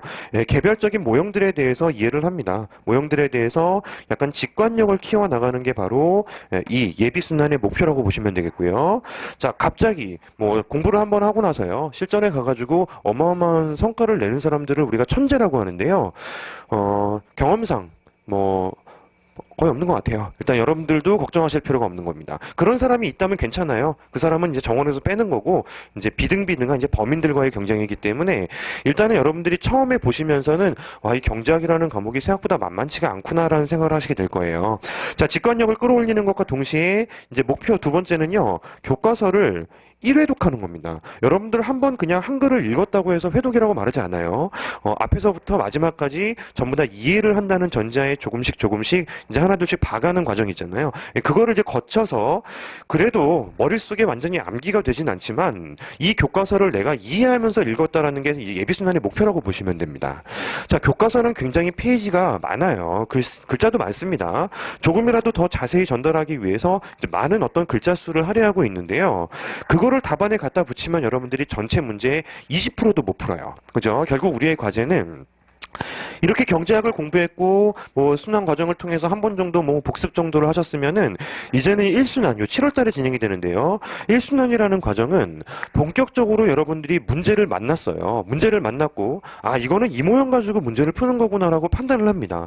그리고 나서도 실제로는 여러분들이 제한된 시간 내에서 요약되어 있는 것들을 순식간에 쏟아내야 된단 말이에요. 따라서 여기서 예를 들어 뭐 10줄 정도로 공부를 하고 정리를 한 여기서의 예비순환의 모형은요. 실제로 여러분들 답안에는 두세 줄로 요약이 돼야 됩니다. 실제로 장황하면 누구라도 말할 수 있지만 이걸 핵심 키워드로 모아버리게 되면은 실질적으로 한 두세 줄 정도 하기 위해서는요. 1순환이라는 과목 자체가 이 과정 자체가요. 그간 여러분들이 경제학을 이해했으면은 이제는 요약하면서 실제로 하나씩 전개를 해보자. 그리고 여러분들이 기억이 안 납니다. 예비순환에서 1순환으로 넘어오면서요. 뭐 나름대로 복습을 한다고 하지만 이게 지금 경제학만 해서 완성하는 과목이 아니지 않습니까? 분명히 기억이 안 나실 거란 말이에요. 따라서 요약을 하는 동시에 다시 한번 여러분들에게 모형을 전개시켜드려요. 따라서 1순환에서 여러분들이 정리하시는 거는 아마도 나중에는 그 시험장에서도 실제로는 이제 여러분들 스스로 암기하셔가지고 서술을 하는 뭐 요 정도의 어떤 그 강약 조절이 되어 있는 수업이라고 생각하시면 돼요. 따라서 여기서는 교과서를 조금 더 광범위하게 읽고요. 그리고 여러분들이 이제 1순환쯤 됐을 때에도 다시 한번 여러분들이 읽으신 교과서 또 읽으셔야 돼요. 2순환 때도 뭐 레벨이 올라가도 교과서 또 읽으셔야 되고 교과서는 계속 읽어 나가셔야 되는 겁니다. 그러니까 여러분들은 사실 이제 학원 과정을 통해서는요. 내가 스스로 공부할 수 있는 소스를 빠른 시간 내에 이제 빌드업을 한다라고 생각하시면 됩니다. 자꾸 만들어 나가면서 스스로 혼자 한다라면 2달, 3달 걸릴 수 있는 부분을 이제 빠른 시간 동안에 여러분들이 조금 더 깊고 또 잘못된 그 판단을 할 수도 있지 않습니까? 그런 것들 없이 이제 앞으로 정리하게 될 이 소스를 만드는 과정이고요. 1순환은 바로 또 그런 요약이 굉장히 중심이 되어 있어요. 실제로 설명에 대한 강도, 난이도는 비슷합니다. 강도와 난이도는 비슷한데요.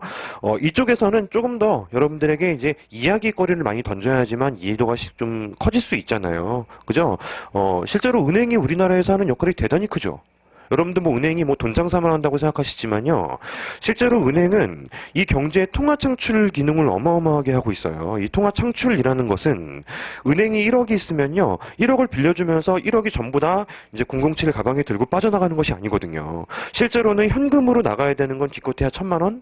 9천만 원이 남죠? 그거 또 빌려줘요. 그죠? 그럼 일정 부분만 뭐 가져가고 나머지는 둘 거 아니겠습니까? 그러니까 대출을 계속 이런 식으로 진행을 하면서요, 이 경제에 돌아다니는 어떤 자금력을 굉장히 키우는 게 바로 은행이에요. 여러분들이 예금을 안 하시면은 은행의 통화 창출 기능이 사라지기 때문에 실제로 경제는 위축될 수밖에 없습니다. 자, 이런 식으로 말씀드리는 게 예비순환이라면은 실제로 1순환에 가서는요, 본격적으로 나가는 거예요. 자, 화폐 수요와 화폐 공급이 있는데요. 여러분들 화폐 수요는 지갑 속의 현금이에요. 지갑 속의 현금이 만약에 경제가 불안하면요. 많은 사람들은 뱅크런을 하게 됩니다. 뱅크런은 이제 은행으로 뛰어가서 혹시라도 내 돈을 잃을 수도 있기 때문에 찾아오는 과정인데요. 뱅크런 과정이 발생하게 되면 화폐 수요가 감소하게 될 거 아니겠습니까? 아니죠. 증가하게 될 거 아니겠습니까? 화폐 수요가 증가하면 예금이 줄어서요. 경제는 위축되고 그때 움직이는 어떤 특정한 곡선에 의해서 경제는 Y가 감소하는 충격이 발생한다. 같은 내용이지만 분명히 다르죠. 그죠? 자, 실제로 이 경제학 예비순환과 달리 1순환에서는 실전에서 나오게 되는 용어들을 여러분들이 충분히 정리를 하셔야 되고 그래프들도 요약하셔야 되고 물론 그러면서 반복 학습을 하시는 과정이 바로 이제 1순환 과정이라고 보시면 됩니다. 2번 정도 예열하셨으면 됐어요. 2번 정도 이제 소개를 받았고 그다음에 시험장에서 여러분들이 쏟아낼 준비를 하셨으면은 1순환과 2순환 사이에는 반드시 여러분들이 시간을 쪼개셔가지고 하루에 뭐 10분, 20분 정도씩 쪼개셔가지고 이제는 앞으로 여러분들이 풀어보셔야 될 이제 문제를 한번 들춰보셔야 되는 겁니다. 문제를 들춰보시고 시험장에 어떤 문제들이 나오게 되는지 점검하신 다음에는요. 2순환 때부터는 본격적으로 문제를 풀어요. 여러분들이 문제를 보시고 이제 해결을 하시는 게 사실은 이제 궁극적인 목표인데요. 그게 갑자기 하라고 하면 안 되기 때문에 스텝을 밟는 것 뿐이고요. 2순환 정도가 되면은 당연히 이제 경제학에 대한 이해에 대해서 딱히 경제 모형들을 다시 한번 이해하는 설명은 굉장히 이제 빠른 속도로 진행을 하고요. 중심은 문제풀이에요. 중심은 문제를 여러분들 같이 한번 쳐다보면서 우리가 그동안 많은 이야기를 해왔죠. 이 문제에서는 이 모형을 어떤 식으로 응용해야지만 정확히 답까지 교수님께 전달할 수 있을까요? 이거에 대해서 여러분들이 포커스를 맞추시고 이제 진행을 하는 과정이 바로 이 순환입니다. 아마 이제 다른 과목들도요. 뭐 약간 이제 저의 취지와는 다르겠지만 분명히 이 순환 정도가 되면은 실전 대비 문제풀이를 상당히 많이 강조하는 뭐 그런 순환으로 진행이 됩니다. 우리의 목표는 결국 문제를 풀어서 그 제출하는 게 목표이기 때문에 그래요. 그래서 이때는 여러분들이 문제를 충분히 많이 풀어보시고요. 문제를 푸는 방법을 익히시는 거예요. 수업 때는 방법을 익히는 거고 문제를 풀어보는 건 여러분들이 집에 돌아가셔가지고 하는 겁니다. 그죠? 자, 그래서 2순환과 3순환에서는 이 사이에는요, 분명히 여러분들이 이제 문제를 좀 푸는 시간을, 문제 푸는 시간을 이제 스스로 가져야 되겠다. 예, 스스로 좀 이제 그 체크를 하시면서 문제 푸는 시간을 확보하시고요. 이제 그간 내가 쌓아왔던 지식들을 이제 문제 한번 덧대 보시는 거죠. 그러면서 진행을 하시면 되고요. 자, 예, 2순환과 3순환 사이에는 아마 여러분들 지금 그 앞에 그 선생님이 그 말씀하신 그 1차를 준비하는 시간이 될 겁니다. 그래 지금 이 시간이에요. 지금 이 시간이고 뭐 2월 달에 시험을 볼 수도 있고요. 뭐 3월 달에 볼 수도 있지만 어쨌든 이 정해진 시간까지는 겨울 동안에 여기에서 이제 피셋이라는 이제 준비를 하시게 되는 것 같고요. 자, 그러니까요. 여러분들의 과제는 피셋이라는 시험을 본격적으로 능력 테스트를 준비하기 전에요. 이쪽에 중심이 돼야 되는 부분은 바로 2차 과목이라는 겁니다. 경제학뿐만 아니고 이제 여러분들 주관식으로 치셔야 되는 과목들이 있잖아요. 예, 그런 것들을 꾸준히 정리를 해 나가시면 돼요. 정리해 나가시고 이쯤 했으면은 최선을 다했다. 내가 이제는 막판에 정리 한 번 정도면은 그래도 상당히 많은 부분이 머릿속에 남아 있을 것이고 이제 시험장 가서 아마도 이제 후회를 남기지 않는 나의 공부를 쏟아내는 답안을 쓸 수 있을 것이다. 그렇게 자부심을 갖도록 만들어 주시고요. 그 다음에 이제 PSAT를 준비하시는 거예요. 그리고 나서 시험 종료 직후에 이제 시험 2차 시험 전까지 3순환이 진행이 됩니다. 이 3순환 기간도 마찬가지로 5과목이 한 바퀴 돌리게 되는 이제 수업인데 순환인데요. 2순환하고 별 차이 나지 않아요. 2순환하고 별 차이가 나지 않는데요. 자, 레벨을 여기서 양껏 끌어올렸으면은 여기서는요, 페이스를 실제로 어려운 것만 시험에 나오는 것이 아니에요. 쉬운 것들도 나옵니다. 하지만 공부의 흐름을 여러분들이 가속도를 높이다 보면은 초심을 조금 잃어버릴 수가 있죠. 그죠? 따라서 여러분들이 초반부터 정리해왔던 이 기본에서부터 약간 난이도가 있는 부분까지 전부 다 여러분들이 아울러서 이 3순환에는 이제 뭐 18회, 19회 정도 이제 그 강의를 시간을 거쳐가지고요. 예, 이제 만드는 거예요. 탄탄하게 다지는 과정이 3순환 정도로 생각하시면 됩니다. 3순환은 굉장히 중요한 게요. 이제 시험 직전에 이제 거의 마지막으로 본격적으로 공부할 수 있는 그 순환이기 때문에 이때는 레벨이 많이들 오르는 것 같아요. 해왔던 것들을 이 짧은 기간 동안에 동시에 다 해버리는 게 이제 3순환 정도라고 생각하시면 돼요. 따라서 초심부터 약간 직관적인 부분부터 이제 여러분들이 모형의 이해부터 문제풀이까지 짧은 기간 동안에 내가 1년 동안 해온 거를 이제 20일 정도에 다시 한번 반복해서 이제 다질 수가 있겠느냐. 이 과정을 밟으시게 되면은 이제 실전 가서 문제 푸는 능력 정도는 충분히 발생이 되고요. 실제 사례도 굉장히 많습니다. 뭐 한 1년 정도 이제 순환 열심히 따라오셔가지고 이제 생각지도 않은 고득점을 합격하시고 실제로 이거는 출발점이 굉장히 뭐 중요하고 뭐 그런 시험은 아닌 것 같아요. 방향성을 잘 잡아주시고 그리고 이제 시험장에서 약간의 뭐 이제 운이라는 부분도 분명히 도움이 되겠죠. 여러분 뭐 지금까지 시험들이 그랬던 것처럼 그래서 그 부분이 뭐 좀 이렇게 같이 맞물리게 되면은 충분히 여러분들 1년 코스 안에 이제 합격할 수 있는 능력으로 만들어 드리는 게 일단 과제, 경제학 그 순환 과정이라고 보시면 되겠습니다. 나름대로 순환별로 의미가 있어요. 근데 의미가 있기 때문에 일단 그 기본적으로 여러분들이 제가 잡은 목표를 여러분들이 저와 함께 뭐 경제학을 공부하신다면은 여러분들도 이것만큼은 내가 죽어도 따라가겠다라는 이를 악물고 노력하는 그런 자세만 있으면요 충분히 경제학이 굉장히 많은 특히 뭐 일반 행정을 이런 일반 행정 직렬이라든지 재경 직렬을 제외한 거의 나머지 직렬분들은요 경제학이 매년 어려워요. 매년 어렵고 시험을 자주 보시는 분들도 어떤 해에는 뭔가 괜찮아서 뭐 80점, 뭐 85점 받기도 하지만요. 그 다음에는 또 갑작스럽게 뭐 40점으로 떨어지고 뭐 이런 분들이 굉장히 많아요. 원인은 단 하나입니다. 이 과정을 거치면서 여러분들이 쌓아야 되는 거는 기본이에요, 기본. 경제학적 능력과 이 기본을 여러분들이 따라가셔야 되는 건데요. 그게 조금 아쉬운 분들이 이제 실전에서 편차가 굉장히 심하고요. 그렇지 않은 분들은 시험이 어렵건 쉽건 분명히 남들보다는 더 좋은 점수를 내기 때문에 이제 합격에는 좋은 퍼석으로, 이제 좋은 과목으로 쪽으로 자리를 잡게 되는 것 같습니다. 자, 물론 이제 다른 과목들이 분명히 있을 거고요. 그런 과목들이 속성들이 전부 다르기 때문에 제가 생각하는 순환별 목표하고 분명히 다를 수가 있는데요. 일단은 그 기본적인 이 2차 순환 과정은 이렇게 목표를 가지고 시험 직전까지 이제 완전히 그 단계별로 완성시키는 과정을 이제 순환 과정으로 잡고 있다 정도로 생각하시면 됩니다. 여기에 이제 4순환이라고 직전에 모의고사처럼 그 진행하는 것들이 있는데요. 이건 뭐 필수라기보다는 이제 선택이라고 보시면 되겠고요.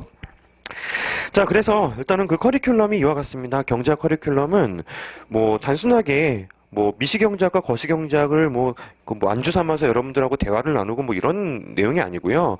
결국 이제 대학교 전공자들이 1년 동안 전개를 하시고 공부를 하신 것들이 있지 않습니까? 그거를 단기간 동안에 여러분들이 완성을 시켜야 되는 게 바로 이 경제학이라고 보시면 될 것 같아요. 그래서 이 단기간 동안에 학부생들이 이제 4년 동안 진행한 것을 여러분들이 1년 뭐 아무리 길어도 1년 정도 목표를 잡고 공부하셔야죠. 그죠? 1년 정도 안에 그분들을 따라가 가지고요. 따라가서 앞서 나가는 게 목표이기 때문에 당연히 호흡이 거칠 수밖에 없어요. 호흡이 거칠 수밖에 없고 충분히 이 과정을 거치면서도 중간에 갈등이 심해집니다. 그래도 초반에 힘들고 뭔가 뒤처지는 것 같아 보여도 절대 이해의 끈을 놓지 않으면서 여러분들이 공부하시게 되면은 경제학은 분명히 여러분들의 그 이제 시험에는 효도를 할 수 있는 효자 과목이 될 거예요. 아시겠죠? 자, 방금 말씀드린 부분 중에서 일단 뭐 기본적으로 이 과목에 대한 이야기를 해드렸다면은 뭐 간단하게 뭐 여러분들이 이제 고시를 이제 하기로 마음을 먹으신 분들이기 때문에 이제 그 많은 이제 제 주변의 어떤 그 학생들이나 아니면은 지인들을 통해서 간단하게 뭐 조언해드릴 수 있는 생활적인 측면이 조금 있기 때문에요. 뭐 그거 몇 개 말씀드리고 끝내도록 하겠습니다. 일단은 이게 장기전이에요. 그죠? 장기전입니다. 뭐 유치하긴 뭐 진부하긴 하지만 뭐 마라톤이라고 볼 수가 있습니다. 그런데요. 마라톤인데요. 나는 3년 안에 붙겠다. 그런 마라톤은 아니에요. 1년 안에 붙겠다라는 생각을 가지고 공부를 항상 하셔야지만 그래야지만 여러분들이 뭐 약간 좀 아쉬운 결과가 나오더라도 그 다음에 붙을 확률은 점점 더 높아지는 시험이에요. 따라서 여러분들의 목표는 항상 가장 가까운 시험을 실제로 가장 최적화된 공부를 중심으로 이제 준비를 하시는 게 맞고요. 자, 장기전으로 계속 달려야 되잖아요. 그래서 체력을 좀 비축을 많이 해주셔야 됩니다. 여기서 뭐 체력을 비축하는 거는 뭐 곰이 겨울잠을 자듯이 뭐 먹을 걸 많이 먹으라는 게 아니고요. 이제 운동을 좀 하시라는 얘기예요. 운동할 시간이 어딨냐? 아니에요. 장기전이기 때문에 뭐 나는 오늘 10시간을 공부했다. 나는 6시간을 공부했다. 그러니까 내가 이겼다. 아니에요. 실제로는 이제 같은 시간을 공부하건 짧은 시간을 공부하건 얼마큼 여러분들이 치열하게 공부를 했는지가 중요한 거예요. 따라서 차라리 땀 좀 흘리시고 그 다음에 뭐 단기간 동안에 뭐 10시간을 하건 뭐 그 이상 하는 사람들 부러워하지 말고요. 굉장히 효율적으로 이제 달라붙어서 공부를 하시는 게 제일 중요합니다. 맞죠? 여러분들 시험 전에 공부하는 거하고 시험 한 달 전에 공부하는 거하고 지금 효율이 같아요? 제가 봤을 땐 5배에서 10배 차이는 나요. 머리에 들어오지도 않고 뭐 핸드폰 한번 키면 끝나는 거지만 시험 전날은 아니죠. 그죠? 예, 항상 여러분들이 시험 전날인 것처럼 이제 치열하게 1년을 보내셔야 되는 거고요. 그를 위해서 체력 비축을 좀 하셔야 되고 그리고 여러분들도 마지막에 가시면요. 힘들어요. 마지막에 3순환 정도가 되면은 1년 루트를 이게 뭐 며칠 안에 뚫어버린다라는 게요. 쉬운 일은 아닙니다. 그러다 보면 체력이 좀 딸리고 내가 지금 힘들다라는 상황이 왔을 때요. 그때 이제 내가 이제 체력을 그간 해왔던 운동이 하나 정도는 있어야 돼요. 내가 지금 체력이 좀 딸리니까 뭐 오늘부터 줄넘기를 하겠다. 줄넘기를 했더니 이제 알아 누웠어요. 굉장히 곤란하죠, 그죠? 꾸준히 무언가를 여러분들이 뭐 헬스를 하시건 수영을 하시건 요가를 하시건 이제 정말 내가 운동이 필요한 타이밍이 왔을 때 이제 하나 정도는 꾸준히 해왔던 운동이 있도록 만들어주는 것. 이게 이제 제가 가장 중요하게 말씀드리고 싶은 조언입니다. 장기전이에요. 순환 과정은 되게 숨가쁘게 진행이 되기 때문에 뭐 하루 이틀 정도만 좀 알아눕게 돼도 상당히 타격이 커요. 타격이 크기 때문에 이게 쭉 이어가는 것과 중간에 구멍이 빠지고 이어가는 건 분명히 다르단 말이에요. 따라서 체력 관리를 꾸준히 좀 하시면 좋을 것 같고요. 그리고 뭐 식사라든지 뭐 생활 리듬 이런 것도 규칙적으로 하시는 게 좋겠습니다. 뭐 반드시 아침 일찍 일어나야 되는 것은 아닌데요. 뭐 어떤 날은 뭐 아침 일찍 일어나고 어떤 날은 뭐 늦잠 자고 이러는 것보다는 자신만의 어떤 리듬을 잡으셔가지고 꾸준히 규칙적으로 생활을 하시는 게 제일 좋습니다. 2개밖에 없어요. 공부는 과목별로 조언을 받으시는 거고, 뭐 경제학이야 뭐 저의 조언을 받으면 되겠지만 다른 과목은 다른 선생님들의 조언을 받으시는 거고요. 그리고 이제 100명의 합격자가 있다라면은 100가지 공부 방법이 있는 겁니다. 순환 과정을 똑같이 밟았더라도 공부 방법은 다른 거예요. 그죠? 여러분들 학교에서 같은 수업을 들었더라도 실제로 그걸 활용하는 방법이 다르지 않습니까? 자기 자신을 알면은 100전100승이라고 하잖아요. 예, 본인이 어떤 능력에 좀 탁월하고, 뭐 예를 들어 암기력에 탁월하고, 내가 수학적 센스가 조금 약하고, 그러면은 수학 쪽 센스를 키우는 쪽에 그 비중을 좀 많이 두셔야 되겠죠. 나는 암기력이 약하고 센스가 좋아요. 그러면은 암기하는 쪽에 조금 더 시간을 많이 투자하셔야 되겠죠. 예, 여러분들이 공부 방법은 스스로 찾아주시는 겁니다. 예, 스스로 찾아주셔야 되겠는데요. 그럼에도 불구하고 과목별로 목적 의식만을 확실히 잡고 계시면서 이제 나의 어떤 그 방향성을 잡아주겠다. 이게 제일 중요한 것 같아요. 아시겠죠? 자, 실질적으로 경제학 과목은 뭐 다른 선생님들이 그런 말씀하실지 몰라요. 이제 이 과목은 이제 합격에서 가장 중요한 과목이다. 그렇겠죠. 그죠? 근데 객관적으로, 정말 객관적으로요, 이 경제학이 점수차를 굉장히 많이 낼 수 있는 과목인 동시에 반대로 이 격차가 밑으로 떨어지려면 실수에 의해서도 많이 떨어질 수 있는 과목이기 때문에 많은 분들이 시간이 지남에 따라서 이제 공부의 비중을 가장 높게 잡고 있는 과목이 바로 경제학입니다. 여러분들이 초반에 약간 뭐 왕도를 뭐 찾는다. 나는 뭐 조금이라도 내가 좀 이렇게 암기를 통해서라도 뭐를 그냥 뭐 커버를 하도록 안 돼요. 여러분들의 그 공부의 기본이요. 항상 이 원리에 충실하고 이해에 충실하고 이렇게 하시다 보면요. 이 방대하다고 그 흔히 얘기하는 경제학 공부도 이 굉장히 양이 줄어들 수가 있기 때문에요. 아마 여러분들이 나중에는 실제로 이 정도면 내가 충분히 조금만 노력하면 합격할 수 있겠구나. 충분히 그런 생각이 드실 거예요. 초반에 힘들어도 기본에 충실하셔가지고 이해를 최선의 목표로 할 것. 아시겠죠? 자, 공부 이야기는 나중에 같이 공부를 하시게 되면은 뭐 수업 내내 계속 틈틈이 말씀드리는 부분이니까요. 아마 여러분들의 과제가 뭐 이런 어떤 그 레벨과 어떤 이제 그 단계 같은 것들이 궁금하셨다면은 뭐 그런 것들을 좀 해소하는 거에 제가 목표를 잡고 여기 나와서 말씀을 드렸습니다. 자, 항상 기본에 충실해야지 실전에서도 안정적이 되는 거고요. 그리고 2차 시험은 능력 테스트가 아닙니다. 1차는 능력을 측정하는 거라면요. 2차는 여러분들의 인내를 측정하는 것 같습니다. 하지만 그 인내를 측정하는 과정에서도요. 효율적으로 공부하는 게 제일 중요하기 때문에 그 효율적인 방향을 찾는 과정이 실제로 여러분들의 당락을 결정짓는 거예요. 자, 일단 공부를 하고 이 고시를 하기로 마음먹은 이상은 이제 가장 빠른 속도로 가장 좋은 성적으로 여러분들이 할 수 있는 이 최선의 루트로 빨리 이제 그 원하시는 거를 성취를 하는 게 제일 중요하지 않겠습니까? 그죠? 여러분들 원하시는 거 다 달성되기를 바라면서요. 제가 오늘 뭐 준비하는 거는 이 정도면 이제 충분한 것 같습니다. 뭐 날씨 추우니까 감기 같은 거 조심하시고 건강 관리도 많이 하시면서요. 이제 공부하실 때만큼은 가끔 좀 중요할 때는 약 같은 걸 조금 의존하시는 것도 괜찮을 것 같아요. 뭐 시험 직전이라든지 이럴 때요. 실제로 자신의 어떤 생활 리듬을 꾸준히 좀 이어나가시면서 준비하시면은 아마 이제 목적하신 거 생각보다 좀 빠른 속도로 다 달성하실 수 있을 거라고 생각합니다. 뭐 그런 사례들을 찾아보려면 얼마든지 찾아볼 수가 있으니까요. 이제 뭐 평균을 보지 마시고 최단기를 보시면서 이제 목적을 달성하기를 기원하면서 저는 마무리를 짓도록 하겠습니다. 자, 오늘 여기서 마치도록 하고요. 일단 뭐 다음 거 진행되는 거 잘 들어주시고 뭐 추후에 고민거리들이 있으면요. 제가 카페가 있어요. 이제 뭐 추운 날 커피를 마실 수 있는 곳은 아니지만요. 인터넷 카페이기 때문에 뭐 궁금한 사항들 질문 얼마든지 하실 수 있습니다. 다음 카페고요. 에코마인드예요. 원래는요. 이코노마인드로 하려고 했어요. 경제에 어떤 마인드를 형성해서 공부를 열심히 합시다라고 마음을 정했는데요. 이거 누가 가지고 있더라고요. 그래서 이제 무심코 좀 지웠더니 환경단체 같은 느낌이 좀 들죠? 그죠? 하지만 이거는 이 경제학에 대한 고민거리들을 주고받는 카페입니다. 다음 카페 여기 그 에코마인드 또는 다음 카페에 뭐 제 이름 검색하시면은 이제 들어오셔가지고 가입 절차가 굉장히 그 까다롭습니다. 그냥 아무데나 댓글 다시면 바로 정회원이 되니까요. 거기서 궁금하신 사항들 개인적으로 물어보고 싶으신 분들은요. 거기에 뭐 글 남기시고 뭐 비댓 기능 있지 않습니까? 그런데 이게 개인적으로 뭐 질문하시면 다 답해드리도록 할게요. 자, 어쨌든 뭐 자꾸 이제 그 후설이 자꾸 길어지니까 빨리 여기서 마무리를 짓고요. 이제 다음 거 진행하도록 하겠습니다. 수고하셨습니다.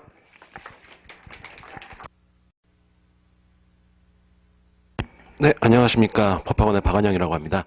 저는 전반적으로 이제 여러분이 행시를 준비하시기 위해서 어떠한 과정들을 밟으셔야 되고, 뭐를 미리 지금 준비하시는 게 좋을지, 그리고 어떤 거를 좀 조심하시면 좋을지 전반적으로 설명을 좀 간단하게 드리도록 할게요. 일단, 여러분이 가장 먼저 이 시험을 하시기에 가장 먼저 가져야 될 생각은 내가 요거를 도대체 왜 하는지를 먼저 좀 확립을 하고 하시는 게 좋은데, 일단 고시 공부는 강사가 도와주긴 하지만 결과적으로는 본인 혼자서 스스로 공부하고 연습하고 하셔야 되는 시험입니다.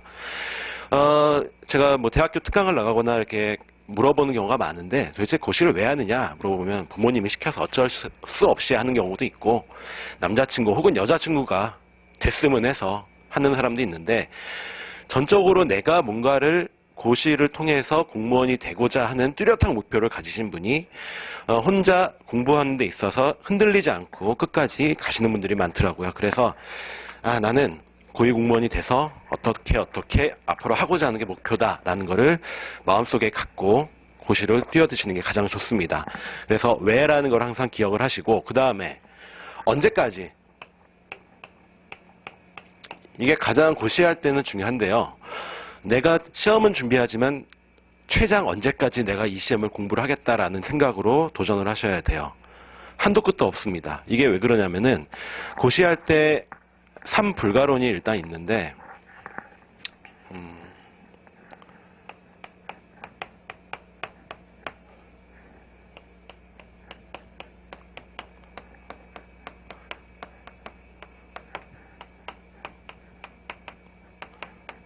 얘네는 다 금지사항입니다. 그러니까 지침이라는 건 여러분도 아시겠지만, 일단 공부 시간이 기본적으로 대다수가 한 12시간에서 14시간 정도 하루에 공부를 합니다. 고시생들은. 그만큼 양이 많아서 그래요. 자는 시간 빼고 밥 먹는 시간 빼면 거의 책상 앞에 앉아 있어야 되는데, 그 앉아 있는 것도 체력을 여러분한테 요하는 일이고, 머리 쓸고 외우는 것조차 여러분한테 체력을 요합니다. 절대로 지치시면 안 돼요. 그리고 지치는 것도 1년 내내 지치시면 안 되기 때문에 일단 지침 금지입니다. 그 다음 자만하고 만족, 거의 비슷한 내용인데, 이건 뭐냐면 여러분이 어느 정도 공부를 하다 보면 내가 이만큼 공부했으니까 나는 잘 벌 것 같아 라는 생각, 그 생각이 가장 위험한 순간입니다. 그거를 뛰어넘지 못하면은 거의 평균 언저리에서 왔다 갔다 하는 점수가 계속 형성이 되실 거예요. 그러니까 여러분이 경쟁하는 대상은 지금 여러분 옆에 강의실 들어가시면 옆에 있는 대상이 아니고요. 내가 뛰어들기 1, 2년 전부터 뛰어들고 있는 사람이 여러분의 경쟁 대상입니다. 그러니까 대상 자체는 여러분보다 상당히 높다고 생각을 하셔야 돼요. 그러니까 내가 한 만큼은 남들도 했다라고 항상 생각을 하고 공부를 하셔야 됩니다. 그래서 자만하거나 만족하시는 거 절대 안 되십니다. 그리고 타협하는 거 안 되십니다. 타협이라는 건 뭐냐면, 내가 오늘 좀 피곤해, 좀 쉬고 싶은데, 아니면 나 이만큼 했어, 그래 오늘 좀 적게 했지만 내일 좀 많이 하자, 이런 자체적인 타협인데요. 이런 거 금지하셔야 됩니다. 이게 실제로는 참 어려워요. 언제 어렵냐면 명절 때, 뭐 발렌타인데이, 뭐 크리스마스 요때쯤 오면은 흔들릴 가능성이 상당히 높고요. 주말 상당히 위험한 순간이 옵니다. 그러니까 요때는 제대로 좀 나는 타협, 그러니까 나와의 타협이죠. 그런 거를 조금 자기 스스로를 이겨낼 수 있는 그런 마음가짐으로 이 고시라는 건 뛰어드셔야 됩니다. 자, 요걸 시작으로 해서 전반적으로 어떤 식으로 준비하셔야 될지 한번 같이 볼게요. 자, 5급 사무관이 하는 일은 아까 강사님들께서도 말씀을 하셨지만 실질적으로 어떠한 정책을 만들거나 이런 일은 하지 않습니다. 3급의 부이사관이냐 4급에 뭐 있는 그 공무원들이 여러분한테 어떤 지침을 내릴 거예요. 그러면 거기에 따른 결과를 예상을 하거나 거기에 따른 자료를 준비하거나 또 회의에 들어갈 수 있도록 하는 게 여러분의 5급 공무원의 역할입니다.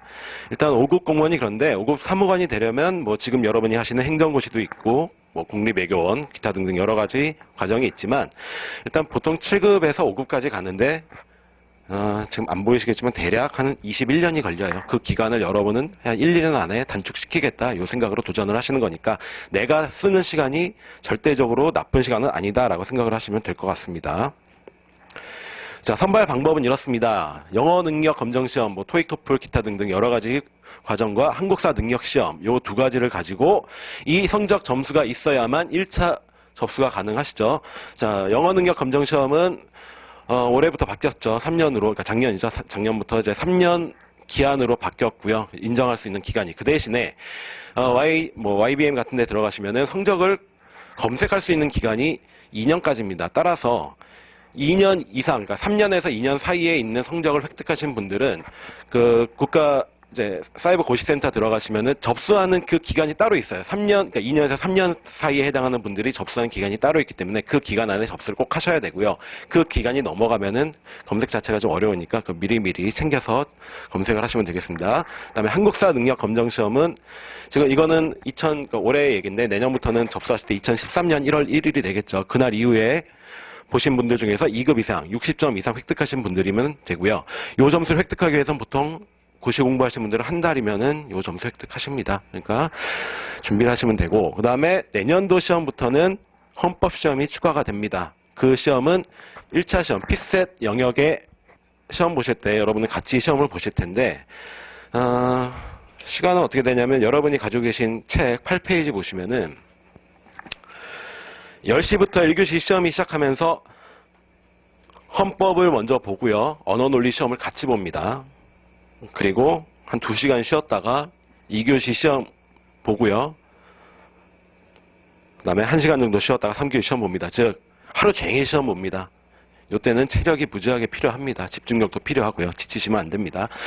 그래서 아무튼 헌법 시험이 추가가 된다. 이런 얘기고, 그 다음에 1차 시험 합격하시면 이제 2차 시험 보시죠. 2차 시험은 필수 4과목, 선택 1과목, 총 5과목 시험을 보시게 됩니다. 시험은 일주일 내내 거의 진행이 될 거고요. 하루에 1과목씩 진행이 된다고 보시면 되겠습니다. 그리고 2시간 시험 시간이 있고요. 그 다음에 올해부터 좀 면접을 좀 강화한다고 얘기를 합니다.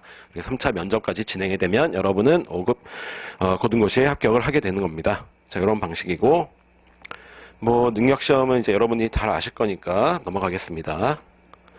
헌법 과목 기준 점수는 60점입니다. 60점 미만이면은 피셋 아무리 잘 봐도 불합격합니다. 그다음에 아직 올해 이제 봐야 되기 때문에 내년에 봐야 되기 때문에 어떻게 될지 모르겠지만 기본적으로 얘기하고 있는 거는 현행 한 7급 정도의 수준에서 문제를 출제하겠다. 이게 일단 이론인데 나중에 한번 문제를 저희가 봐야 될 것 같아요. 그다음에 운영 형태는 패스 난 패스제로 운영이 될 겁니다. 자, 피셋은 언어, 자료, 상황 요 3과목으로 운영이 됩니다. 각 과목별로 40문제씩 시험 시간은 90분. 한 문제당 평균 2분 15초 동안 푸셔야 되는데, 자, 여러분은 잘 생각을 하셔야 돼요. 문제를 풀다 보면은 2분 15초 안에 풀 수 있는 문제가 있고 풀 수 없는 문제가 있습니다. 그리고 요 문제는 여러분이 그동안에 얼마나 연습했는지에 따라 달라지는데, 문제풀이에 있어서 여러분은 순서를 부여를 하셔야 됩니다. 무슨 순서냐면 이 문제는 내가 풀 수 있는 문제다, 아니면 시간이 오래 걸리는 문제다. 요거를 판가름을 짓고 문제를 도입을 하셔야 돼요. 문제를 봤을 때 요거는 시간이 좀 오래 걸리겠다. 그러면은 나중에 푸셔야 됩니다. 자, 요 얘기는 나중에 제가 성적 통계할 때 한번 좀 자세하게 말씀을 드릴게요. 이 3개 영역으로 여러분은 시험을 보시게 된다. 이거는 작년입니다. 그러니까 올해 2015년도 커트라인인데 일행 기준으로 76.66점입니다. 이 점수는 기본적으로 여러분이 40문제를 볼 텐데 30문제를 다 맞추면 75점이 나옵니다. 평균. 그리고 여러분이 처음 뛰어드시는 분들이라면 90분 동안 평균적으로 25문제에서 27문제 풀면 시간이 거의 다 끝나게 됩니다.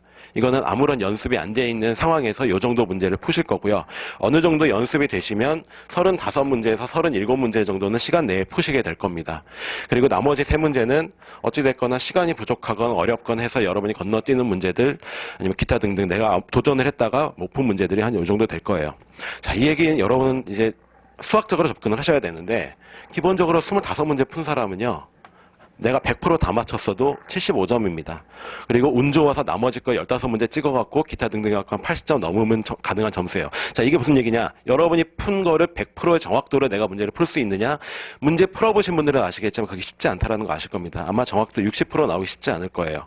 자, 그렇다면 어느 정도 요 점수를 올리기 위해서는 기본적으로 강의는 한 번은 필요합니다. 특히나 자료 해석 같은 경우는 여러분한테 단순화된 방법이 제시가 되기 때문에 그 방법으로서 문제를 풀어야 되는 부분이 있고요. 자, 이렇게 해서 35문제 정도 풀고 정확도를 한 80% 이상 끌어올리셔야 돼요. 그랬을 때 80% 정도 끌어올리면 27문제를 맞추게 되고요. 27문제에서 나머지 찍는 거 해서 넘기시면 되는 점수입니다. 그리고 주위에 보시면은 피셋형 인간이라고 하는 분들이 계세요. 내가 공부를 딱히 안 하고 풀지 않아도 딱 그냥 보면 답이 나오는 분들. 그런 분들하고 여러분을 비교하시면 안 됩니다. 여러분은 그냥 뭐 능력이 있으시면 모르겠지만 그렇지 않다면 일단 기본적으로 나는 자만하시지 말고 문제를 돌입하시면 되는데 기출 문제가 상당히 중요합니다. 기출 문제는 적어도 한 5개년치는 푸셔야 돼요. 5개년치를 반복해서 푸셔야 됩니다. 반복해서 푸시고 반복해서 풀었을 때 평균 점수가 90점 이상이 나올 때까지 반복하셔 푸셔야 됩니다. 답이 생각이 나도 좋고요. 안 나도 좋아요. 그 대신에 여러분의 머릿속에는 뭐가 있어야 되냐면 이런 문제에서는 이런 선택지들이 등장을 했어라는 스타일과 이 문제의 함정은 이런 거였어라는 그런 스타일로 접근을 하셔야 되고요. 그 다음에 올해 시험 보실 이제 한 달 정도 시험 남으신 분들이 한 2분 계시는 것 같은데 그분들께서는 남은 기간 동안에 모강 리뷰할 시간 없고요. 기출문제 한 2개년, 3개년 넘지만 계속 반복해서 끊임없이 돌리셔야 됩니다. 그러니까 그게 뭐냐면은 언어적으로 좀 지문을 읽다 보면은 요거는 함정 같아라는 언어가 골라질 거예요. 자, 그런 단계에서 시험을 보시는 거랑 그냥 모강 풀고 기출문제 풀고 하다가 시험 보시는 거랑 좀 차이가 있으실 겁니다. 그러니까 남은 기간 한 달 동안에 끊임없이 기출문제 돌려서 조금이라도 언어적으로 좀 익숙해지자. 라는 스타일로 접근을 하시고 내년에 준비하실 때는 내가 끊임없이 한 5개년 어치를 계속 반복해서 풀고 평균 90점 이상이 나왔을 때 그때 가서 문제집을 푸시든 강사 문제를 푸시든 전공 모의고사를 푸시든 그때 들어갔을 때 점수가 여러분이 실제 시험장 갔을 때 점수가 된다고 보시면 됩니다. 그래서 기본적으로는 90점을 목표로 하시면 되겠고 그다음에 처음 도전하시는 분들은 처음부터 피셋 문제를 보시는 게 상당히 버거우실 거예요. 그래서 그때는 민간 경력자 대상 문제가 실제 피셋 난이도의 한 60, 70%가 됩니다. 그러니까 그거로 먼저 도전을 하시는 게 좋고요. 그런 다음에 이제 피셋 들어오시고 그래도 난 부족하다 하시는 분들은 입법고시가 피셋 영역이 들어갑니다. 행시 준비하시는 분들은 입법고시도 같이 보시는데 그래서 입법고시 피셋 그거로 연습을 좀 더 하시고요. 그래도 부족하다 하시는 분들은 리트 저는 별로 추천은 하지 않지만 리트까지 하셔도 뭐 크게 문제는 없습니다. 그러니까 총 그렇게 5개년어치 행시랑 입시만 풀어도 총 10개 연도 문제입니다. 그러니까 상당히 많은 양이고요. 절대로 적지 않습니다. 그리고 처음에 아무런 준비 없이 시험 보시면은 대략 한 50점대에서 55점대에서 평균이 형성이 될 겁니다. 그리고 어느 정도 강의를 듣거나 기출 문제를 풀었으면은 한 70점에서 75점 사이 점수에 형성이 될 거예요. 자, 이거는 아무런 준비가 안 돼 있기 때문에 정석적인 방법으로 풀 때고요. 이거는 어느 정도 강의적으로 여러분한테 지식을 줬을 때의 점수입니다. 근데 평균 점수 합격하려면은 그래도 난 80점 이상은 나와야 되잖아요. 자, 요거를 뛰어넘기 위해서 여러분한테 필요한 능력은 뭐냐면, 절대로 나는 수동적으로 문제를 풀지 않겠다라고 생각을 하시면 좋아요. 그러니까 이건 뭐냐면 내가 주어진 기출문제 풀었다.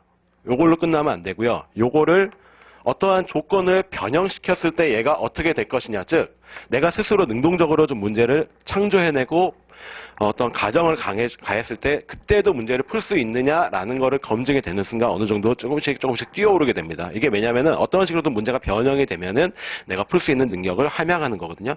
그러니까 요 단계까지 넘어가셔야 되고요. 요 단계에서 하나 더 주의하셔야 될 것은 내가 문제를 풀었다. 요거 맞네. 요거 틀리네. 이게 틀렸네. 왜 틀렸다? 요거 이것 때문에 틀렸구나. 하고 넘어가면 점수가 여기 계속 머무르게 됩니다. 안 올라가요. 그러니까 리뷰하실 때도 이렇게만 검토하시면 안 되고요. 맞았네 라는 것도 검토를 하시면서 이거를 조금 더 단순화시켜서 내 풀 수 있는 방법이 없을까를 계속 끊임없이 고민을 하셔야 됩니다. 그러니까 절대로 요거로만 리뷰하시면 안 된다라는 것만 머릿속에 좀 넣어주시면 좋겠어요. 네, 그 다음에 전국 지역이 있는데 처음 하시는 분들은 아무래도 뭐 일행을 하시거나 재경을 하시겠죠. 그 다음에 지역을 하시는 분들의 대다수는 전국 모집 하다 안 돼서 지역으로 뛰어든 분들이 좀 많은 편입니다. 그러니까 상대적으로 초시생보다는 재시생 이상이 지역에 좀 많은 편이에요. 경쟁률은 여기가 조금 더 높을 수도, 그러니까 실제적인 경쟁률이 여기가 높지만 대상자로 따져보면 여기가 조금 더 힘들 수도 있다라는 건 항상 감안은 하고 준비를 하시는 게 좋습니다. 자, 2차 서술형 관련 얘기인데 이 얘기는 일반 행정을 기준으로만 말씀을 드리겠습니다. 그다음에 뭐 나머지 재경직 요런 분들은 과목이 책 11페이지 보면은 과목들은 등장해 있으니까 이런 과목이 있구나 생각을 하시면 되고요. 일행은 4과목이 들어갑니다. 경제학, 행정법, 행정학, 정치학 요 4과목이고 선택 과목은 요런 것 중에 하나를 선택하시면 돼요.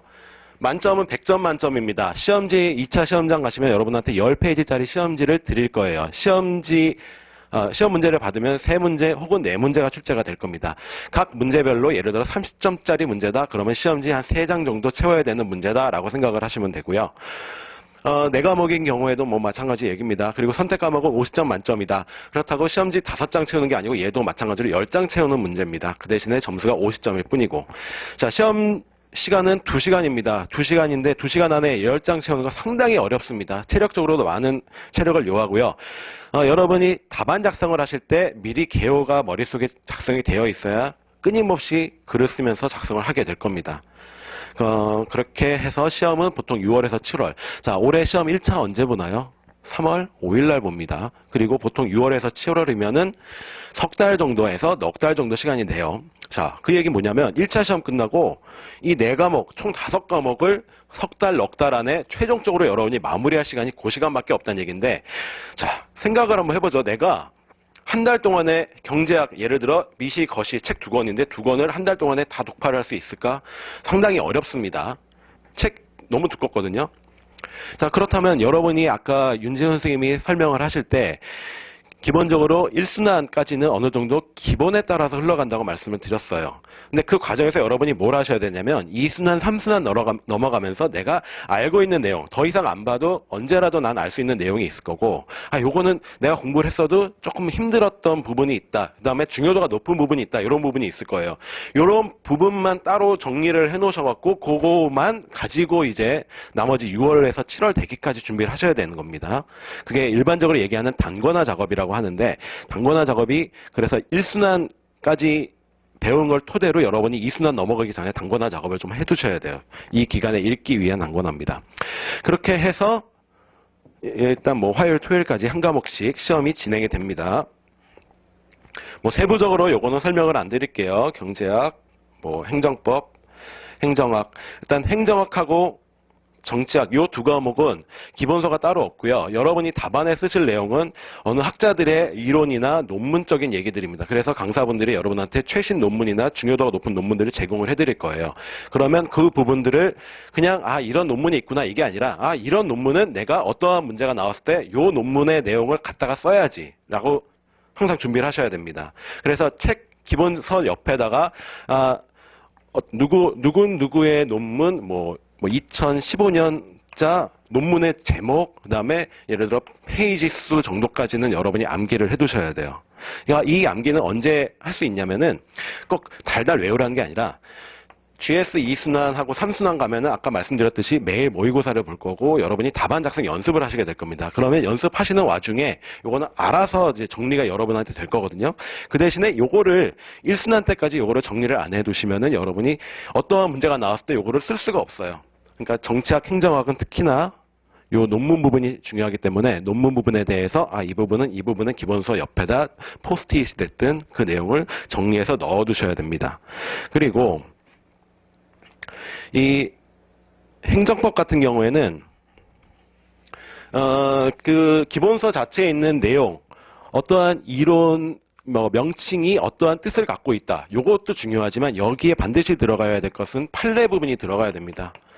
요것도 책에 보시면은 판례 부분이 들어가 있지만 그 책에 있는 내용은 다른 사람들도 다 알고 있는 판례예요. 그래서 최신 판례가 여러분한테 요구가 될 거고 그 판례 부분도 강사분들이 여러분한테 제공을 해드릴 겁니다. 자, 판례 부분도 어떠한 판례가 있다 이러면은 점수 안 줍니다. 채점 교수님들이 채점 안 하고요. 2015 1, 2, 3, 4호에 이러한 뭐에 관련된 사건 이러한 판례들이 있거든요. 이렇게 적고 이 판례에 따르면 이러이러한 결론이 있었다라는 것을 언급해줘야만 여러분이 점수를 얻게 됩니다. 따라서 판례 또한 행정법에선 필요한 부분이니까 책만 가지고 여러분이 할 수가 없다. 왜냐하면 차별화가 안 되니까 그렇게 생각을 해주시면 되고요.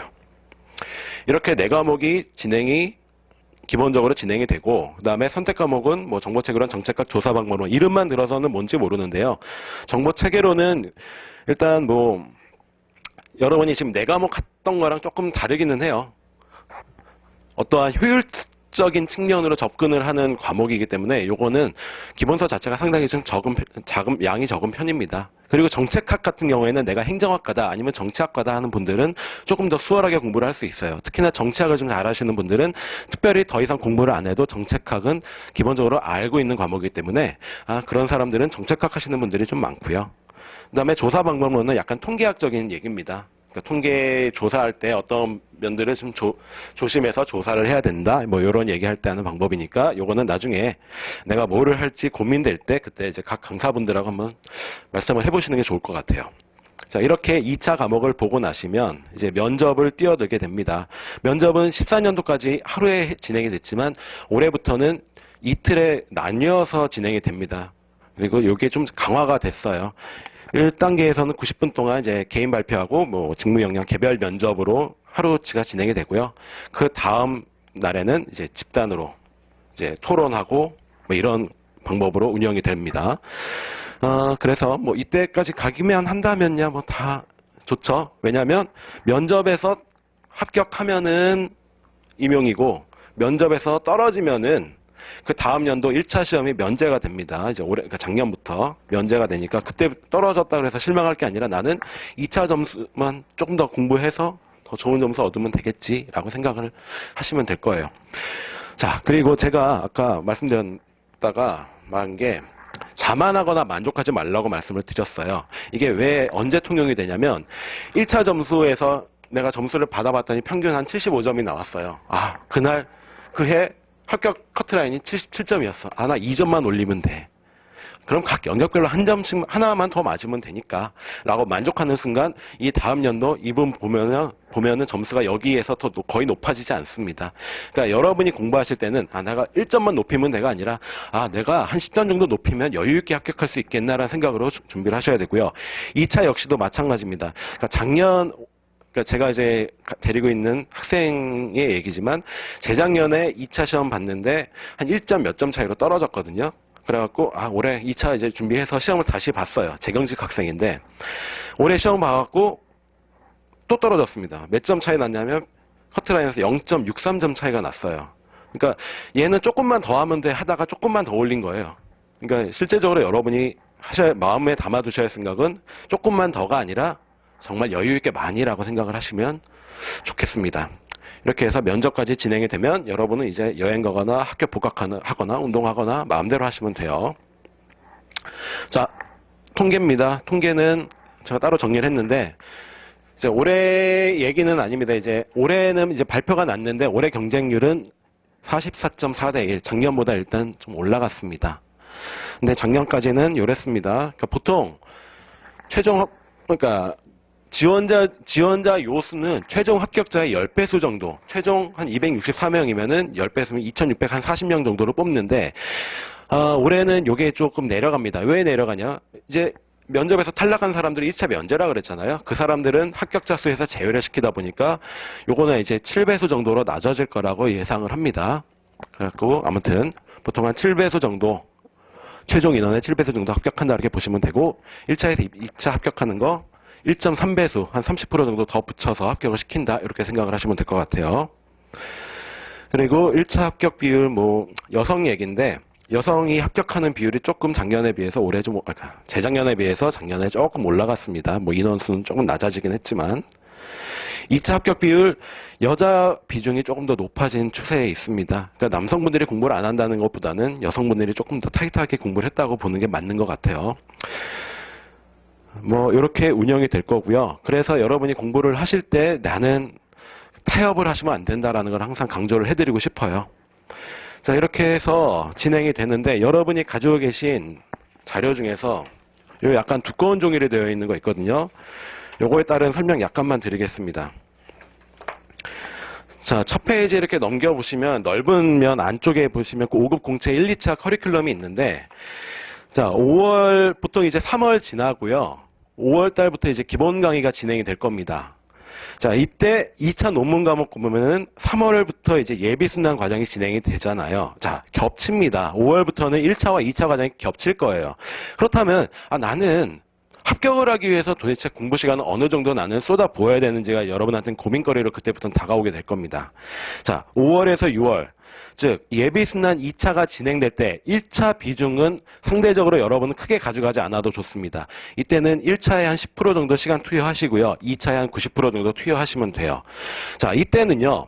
여러분이 기본적으로 아까 수업을 강의 진행이 될 때 책 한 번 읽게 될 겁니다. 근데 한 번만 읽어서는 여러분이 지금 초시생들끼리는 경쟁할 수 있겠지만 예전에 뛰어들었던 분들하고는 경쟁이 안 돼요. 요거를 여러분은 뛰어잡아야 됩니다. 어떻게 잡아야 되냐면 가장 기본적인 얘기지만 예복습이 필수입니다. 그래서 적어도 한 번에 한 달, 보통 2차 과목이 한 과목당 한 달 정도 강의가 진행이 되는데 그 과목이 진행될 때 3번 정도는 본인이 읽으셔야 돼요. 그리고 요게 1순환 넘어가면서 다시 한번 3번 정도 또 반복을 하시게 될 겁니다. 자, 우리가 6번을 읽었어요. 근데 2순환 넘어가면 이때부터는 1순환도 모의고사는 보는데 이때는 책을 보면서 모의고사를 진행을 합니다. 근데 이때부터는 책을 안 보고 이제 답안을 작성을 하셔야 되거든요. 근데 6번을 읽었는데 답안이 잘 작성이 될 것 같죠? 저도 예전에 행시 준비를 했지만 이게 가장 힘듭니다. 그리고 이때 행시생들이 가장 많이 포기를 하는 게 이 순간입니다. 답이 안 나오거든요. 6번을 읽어도 답이 안 나와요.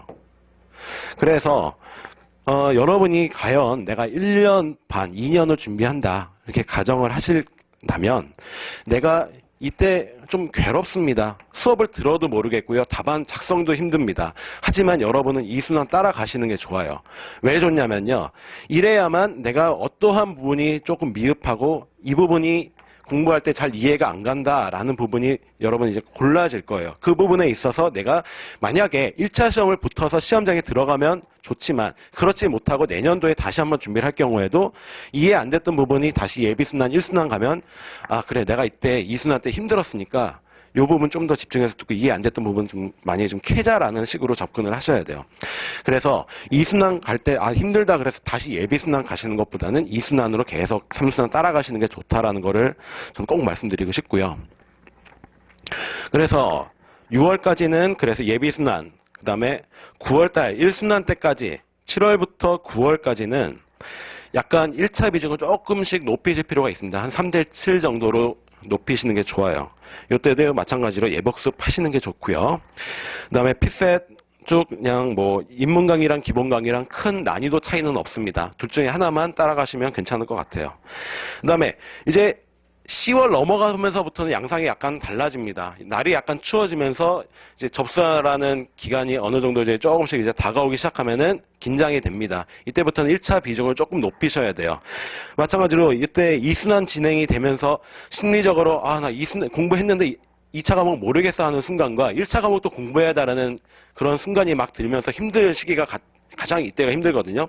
이때부터는 1차에 그래도 한 60에서 70%는 집중을 하셔야 돼요. 그 대신에 나머지 수업 따라가시면서 2차 어느 정도 감을 잃지 않는 선에서 1차 준비를 하셔야 됩니다. 그리고 12월 넘어가면서부터는 무조건적인 한 90에서 95% 정도는 1차에만 매달리셔야 됩니다. 그 대신에 2차 과목에 있어서 경제학하고 행정법은 감을 잃으시면 다시 올리기가 조금 힘드세요. 그러니까 어느 정도 책은 조금씩 한 10분, 15분 내로 조금씩 보시면서 1차 준비를 병행해 나가시는 게 좋습니다. 그리고 나서 3월에 되면 이제 1차 시험 보실 거고요. 이때 시험 보시고 나서 내가 어느 정도 여유 있는 점수로 붙었다라고 생각하시면 2차에 무지막지하게 매진을 하실 거고요. 좀 간당간당하다라고 하시는 분들은 될까 안 될까 노심초사하시면서 2차 준비를 하시는데 그래서 이때는 무조건적으로 1차 점수를 어느 정도 확보해놓고 2차를 준비하는 게 나한테 좋겠다라고 생각하시는 게 좋아요. 그래서 1차 점수에 조금 매달리시라는 거고 그러니까 공부는 그런 식으로 진행을 하셔야 됩니다. 자 오늘 일단 작년에 5급 일반 행정직 2차 응시자가 뽑은 좀 어려웠던 과목인데요. 경제학이 48.3%예요. 그러니까 50% 정도는 경제학이 제일 힘들었다라고 얘기를 하고 시험 풀고 나왔을 때도 가장 어려웠다고 얘기를 하는 건데 경제학이 가장 어려웠고 그 다음이 행정법, 그 다음이 행정학 순이었습니다. 그러니까 행정법은 아무래도 외울 게 많아요. 책도 두껍고요. 암기해야 될 게 많다 보니까 힘들어갖고 좀 그런 건데 그래서 여러분한테 좀 도전하기 앞서서 기본적으로 뭐 경제학, 그 다음에 행정법 가장 체계를 잡기 위한 과정을 오신 분들은 좀 동영상을 무료로 들을 수 있게끔 저희가 해놨으니까 요거를 한번 참고해서 아 이러한 과목이구나를 미리 한번 경험해 보시는 게 좋을 것 같습니다. 자 이렇게 해서 전반적으로 학원 커리큘럼은 운영이 됩니다. 상대적으로 숨 쉴 틈 없이 진행이 될 거고요. 그 다음에 강의 자체는 한 과목이 한 달 내내 월요일부터 토요일까지 진행이 되고 일요일날 쉬기는 합니다. 하지만 여러분은 안 쉴 거고요. 그다음에 보통 한 28회에서 30회 정도 진행이 되면은 그 마지막 토요일까지 진행이 되고 보통 경제학 같은 경우에 한 3, 4회 정도는 보충 수업이 진행이 될 거예요. 한 달 안에 끝내기가 쉽지 않은 과목이다 보니까 약간 그런 경향이 있습니다.